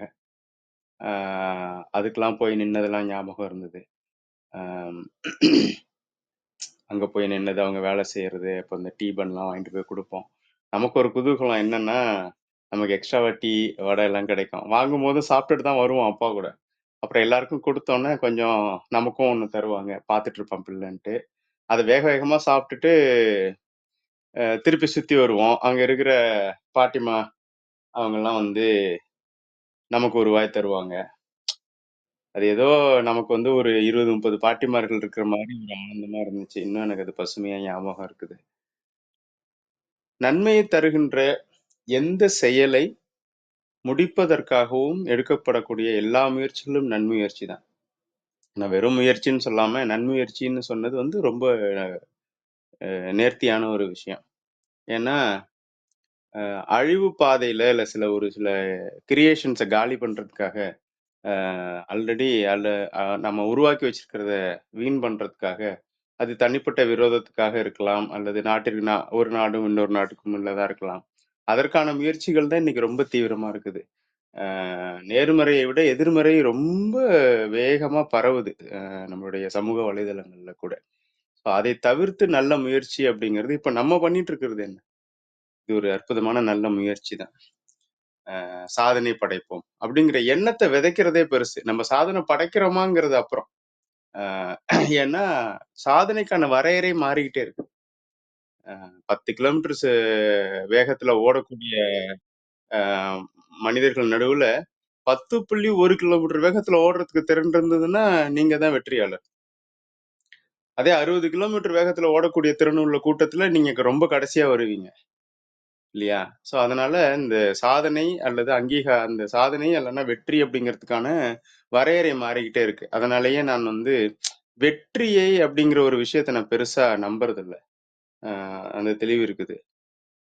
அப்போ இது என்ன அப்படின்னா நமக்கு வழிகாட்டின பெரியவர்கள் நமக்கு ஒரு அற்புதமான விஷயத்த கொடுத்தாங்க. அது இன்னை வரைக்கும் நமக்கு உதவியா இருக்குது. என்ன அப்படின்னா வெற்றியை நினைத்து வேலை ஓடுறது இல்லை, பங்கேற்றலை கொண்டாடி கொண்டிருப்பது. அதுதான். அப்போ வந்து ஒரு ஓட்டப்பந்தயத்துல வந்து பங்கேற்பதே கொண்டாடணும். என்ன தெளிவோடு அப்படின்னா நமக்கு தேவை என்ன? என்னுடைய மொத்த திறனுக்கு நான் வேலை செஞ்சேனா, என்னுடைய மொத்த சூழ்நிலைக்கு நான் பயன்படுத்தினா, என்னுடைய மொத்த உழைப்பையும் அதுல போட்டேனா, சரி இன்னைக்கு பங்கேற்றதுல நம்ம எவ்வளவு நேரத்துல ஓடினோம், ஒரு குறிப்பிட்ட நேரத்துல 10 நிமிடத்துல ஓடினோம்னு வச்சுக்கிட்டோம்னா நம்ம தோத்துட்டவாவே இருக்கட்டும், ஒன்றும் பிரச்சனை இல்லை. அடுத்த பங்கேற்றலையும் நம்ம செய்யணும், அதை கொண்டாடணும். ஒரு நொடி கம்மியா ஓடினா அதை நம்ம கொண்டாடணும். உண்மையான வெற்றி அதுதான். உண்மையான வெற்றி அதுதான். அங்கீகாரத்திற்கான வெற்றி இல்லைன்னா அங்கீகாரத்திற்கான திறன் இன்னும் நீங்க வளர வேண்டி இருக்குது. ஆனா உங்களை நீங்களே வென்று இருக்கிறீர்கள். 10 நிமிஷத்துல ஓடினவன் 9 நிமிஷத்துல ஓடினா அதை கொண்டாடணும். இந்த மனநிலையை நம்ம கொண்டு போகணும். இது ஒரு நல்ல முயற்சி. அப்படி நம்ம பண்ணிட்டோம்னாக்க முன்னேற்றத்தை தவிர வேற ஒண்ணுமே இருக்காது.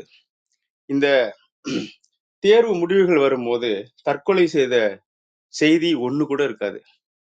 இது என்னுடைய ஒரு கனவு. எனக்கு என்னுடைய ஆசிரியர் தந்தார்கள், என்னுடைய பெற்றோர்கள் என்னுடைய உதவி செஞ்சாங்க இந்த மாதிரி சிந்தனை எனக்கு வர்றதுக்கு. அதை நம்ம தொடர்ந்து முயற்சி பண்ணியே இருக்கிறோம்.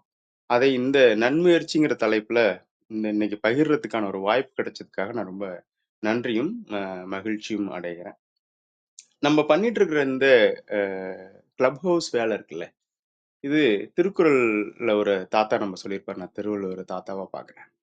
செல்வத்தில் செல்வம் செவிச்செல்வம் அச்செல்வம் செல்வத்தில் எல்லாம் தலை அப்படிங்கிற மாதிரி ஒரு 6 மணி நேரம் படிப்பதற்கு உண்டான கருத்துக்களை ஆழ்ந்து படித்த சான்றோர்களுடைய பேச்சை 6 நிமிடம் கேட்பதன் மூலமாக நம்ம அடைந்து விடலாம் அப்படிங்கிற ஒரு விஷயத்தையும் சொல்லி இப்படி ஒரு அற்புதமான நன்முயற்சியை எடுத்து கொண்டிருக்கக்கூடிய இந்த தளத்தினுடைய அத்தனை பொறுப்பாளர்களுக்கும் குறிப்பாக ஜான் பிரிட்டோ ஐயா அவர்களுக்கும் மிகுந்த நன்றியை கூறி, தமிழ் கூறும் நல்லுலகிற்கு நன்றியை கூறி நான் விடைபெறுகிறேன். நான் உங்கள் சுந்தர ராஜசேகரன். நன்றி. மிக்க நன்றி. உங்கள் அன்பான வாழ்த்துக்கும் கருத்துக்களுக்கும் நன்றி. வெற்றி அப்படிங்கிறது மட்டுமே நன்முயற்சி கிடையாது, நம்ம முயற்சி செய்யறதே ஒரு வெற்றி அப்படிங்கிற கருத்துக்களை எல்லாம் ரொம்ப சிறப்பா பகிர்ந்துக்கிட்டீங்க. நன்றி. ராமச்சந்திரன் ஐயா வணக்கம், நீங்க பேசலாம். அம்மா வணக்கம். வருத்தப்பட்டு பாரம் சுமக்கின்றவர்களே, நீங்கள் எல்லாரும் என்னிடத்தில் வாருங்கள், நான் உங்களுக்கு இளைப்பாறுதல் தருகிறேன் என்ற பைபிள் வசனம் என்னை மிகவும் பாதித்த ஒரு வசனம். இந்த சரித்திரம் படைப்போம் தளத்தை நான் அந்த வசனத்தோடு ஒப்பிட்டு பார்க்கிறேன். வருத்தப்பட்டு பாரம் சுமக்கின்றவர்களே, நீங்கள் எல்லாரும் என்னிடத்தில் வாருங்கள், நான் உங்களுக்கு இளைப்பாறுதல் தருகிறேன். அப்படி ஒரு இளைப்பாறுதல் தரக்கூடிய அற்புதமான இந்த சரித்திரம் படைப்போம் தளத்திற்கு எனது மனமார்ந்த நன்றியையும் வணக்கங்களையும் தெரிவித்துக் கொள்கிறேன். இன்று நம்மிடையே அன்பு அம்மா, தமிழம்மா என்று நம் அனைவராலும் போற்றப்படுகின்ற விந்தியா கௌரி அம்மா அவர்களுடைய இன்றைய உரை மிகவும் ஒரு பயனுள்ள வகையிலே அனைவருக்கும் அமைந்திருக்கும். அம்மா நமக்கெல்லாம் சோறு போடுகின்ற விவசாய சகோதரர்கள் பற்றிய அற்புதமான ஒரு உரையை நம்மிடையே நிகழ்த்தி சென்றார்கள். அந்த விவசாய பெருங்குடி மக்கள் தன்னுடைய உழவு தொழிலே எப்படியெல்லாம் அந்த அரும்பாடுபட்டு ஆரம்பத்திலிருந்து அந்த நெல் விதைக்கின்ற ஆரம்ப காலத்திலிருந்து அறுவடை செய்கின்ற வரையில் எப்படியெல்லாம் அவர்கள் கடினமான உழைப்பை செலுத்தி நமக்கு இந்த உணவினை அளித்து செல்கிறார்கள் என்பதை மிகவும் அற்புதமாக எடுத்துரைத்தார். இதை அவர்களுடைய பிள்ளைகளுக்கு கல்லூரியிலே இளம் பருவ பிள்ளைகளுக்கெல்லாம் இந்த நிகழ்வினை எடுத்துக்கூறியதாக சொல்லி இருக்கிறார். ரொம்ப அற்புதம் அம்மா. அம்மாவுடைய உரையில எளிய மனிதர்களை பத்தி அவருடைய வாழ்க்கை உயர்வதற்காக எப்படியெல்லாம் இந்த நம் முன்னோர்கள் உதவி செய்தார்கள். அதாவது கருணை வடிவான அன்னை தெரேசா, அதே போன்று தன்னுடைய அறிவாற்றல் மூலமாக இந்த சமூகத்தை எளிய மனிதர்களுக்கு குறிப்பாக மகளிர்களுக்கெல்லாம் சட்டத்தின் மூலமாக ஒரு உரிமையை வாங்கி அளித்து சென்ற அறிவாற்றல் மிக்க புரட்சியாளர் அம்பேத்கர், அதே போன்று நம்முடைய அப்துல் கலாம் ஐயா, இவர்களெல்லாம் எளிய மனிதர்களின் வாழ்க்கை உயர்வுக்காக எப்படியெல்லாம் பாடுபட்டார்கள் என்பதை நம்மிடையே அற்புதமாக உரையாற்றி சென்றார். அடுத்து இந்த யாரெல்லாம் நம் நினைவில் வைத்துக் கொள்ள வேண்டியவர்கள் என்பதை பற்றி இந்த விவசாய பெருங்குடி மக்கள், குறிப்பாக தூய்மை பணியாளர்கள், மீனவர்கள், மருத்துவர்கள், நம்மை இரவும் பகலும் கண்விழித்து நம்மை காத்து கொண்டிருக்கின்ற எல்லை இராணுவ வீரர்கள், இவர்கள் எல்லாம் நாம் ஒருபோதும் மறக்க முடியாது, மறக்க இயலாது. இப்படிப்பட்ட அற்புதமான ஒரு நிலையிலே நமக்கு அன்பு அம்மா, தமிழம்மா, இதை தமிழ் படித்தவர்களை தவிர வேறு யாராலும் இப்படி ஒரு உரையை நிகழ்த்துவது கடினம் என்று நான் நினைக்கிறேன். அம்மா, உங்களுக்கு நன்றி அம்மா. நீங்கள் எளிய சமூகத்தினருக்கு இது போன்ற ஒரு நிகழ்வினை எடுத்து கூறி இந்த சமூகம் வளம் பெற நீங்கள் உங்களுடைய முயற்சி இன்னும் தொடர வேண்டும் என்று கூறி விவசாயம் தொடர்பான ஒரு பாடலை பாடி நிறைவு செய்கிறேன்.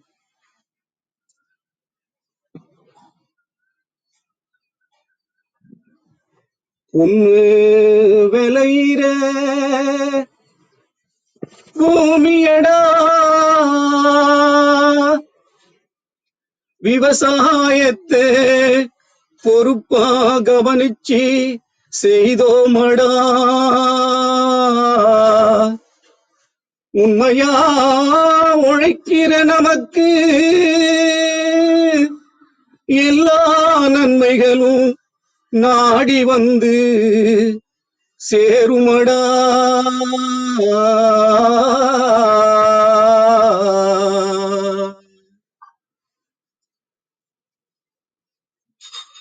மனப்பாற மாடு கட்டி மாயவரும் ஏறு பூட்டி,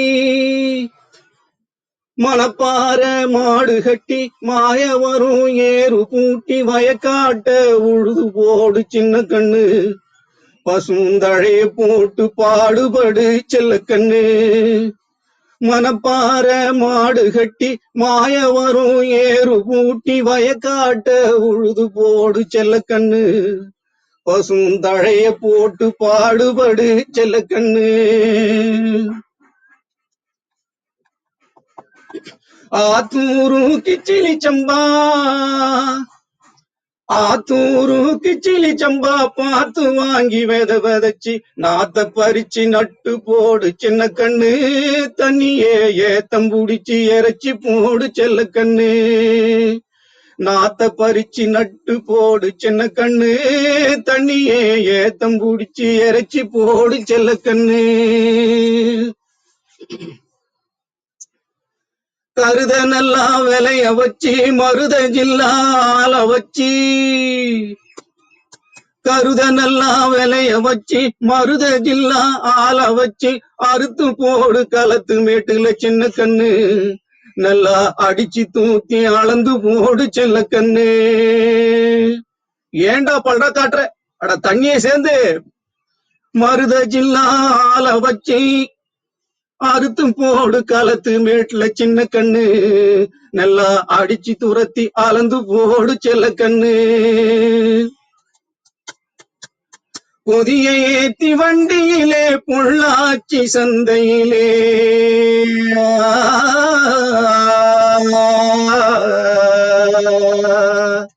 பொதிய ஏத்தி வண்டியிலே பொள்ளாச்சி சந்தையிலே புதிய ஏத்தி வண்டியிலே பொள்ளாச்சி சந்தையிலே விருதுநகர் வியாபாரிக்கு சின்ன கண்ணு, நீயும் வித்து போட்டு பணத்தை என்ன செல்ல கண்ணு. விருதுநகர் வியாபாரிக்கு சின்ன கண்ணு, நீயும் வித்து போட்டு பணத்தை என்ன செல்ல கண்ணு.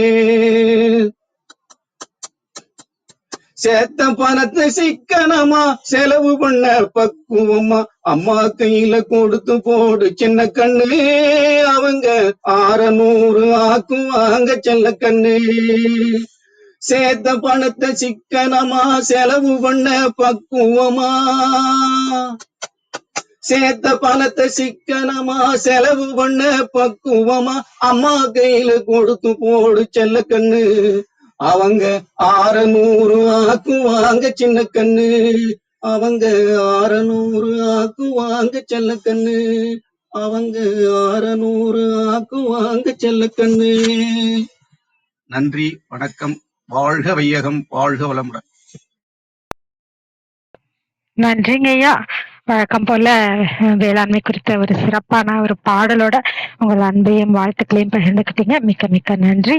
வேறு யாருக்காவது கருத்துக்கள் இருந்தா பகிரலாம். விந்திய கௌரி அம்மா, உங்கள் ஏற்புரைக்கான நேரம், நீங்க பேசலாம். அனைவருக்கும் வணக்கம். நன்முயற்சின்ற தலைப்புல சிறப்புரையாற்றது எனக்கு பெரும் மகிழ்வை தந்தது. சத்திரமுடைப்போம் தளத்தில் உள்ள அனைவருமே நன்முயற்சி தொடர்பான நிறையா உங்களோட கருத்துக்களை பகிர்ந்துக்கிட்டீங்க.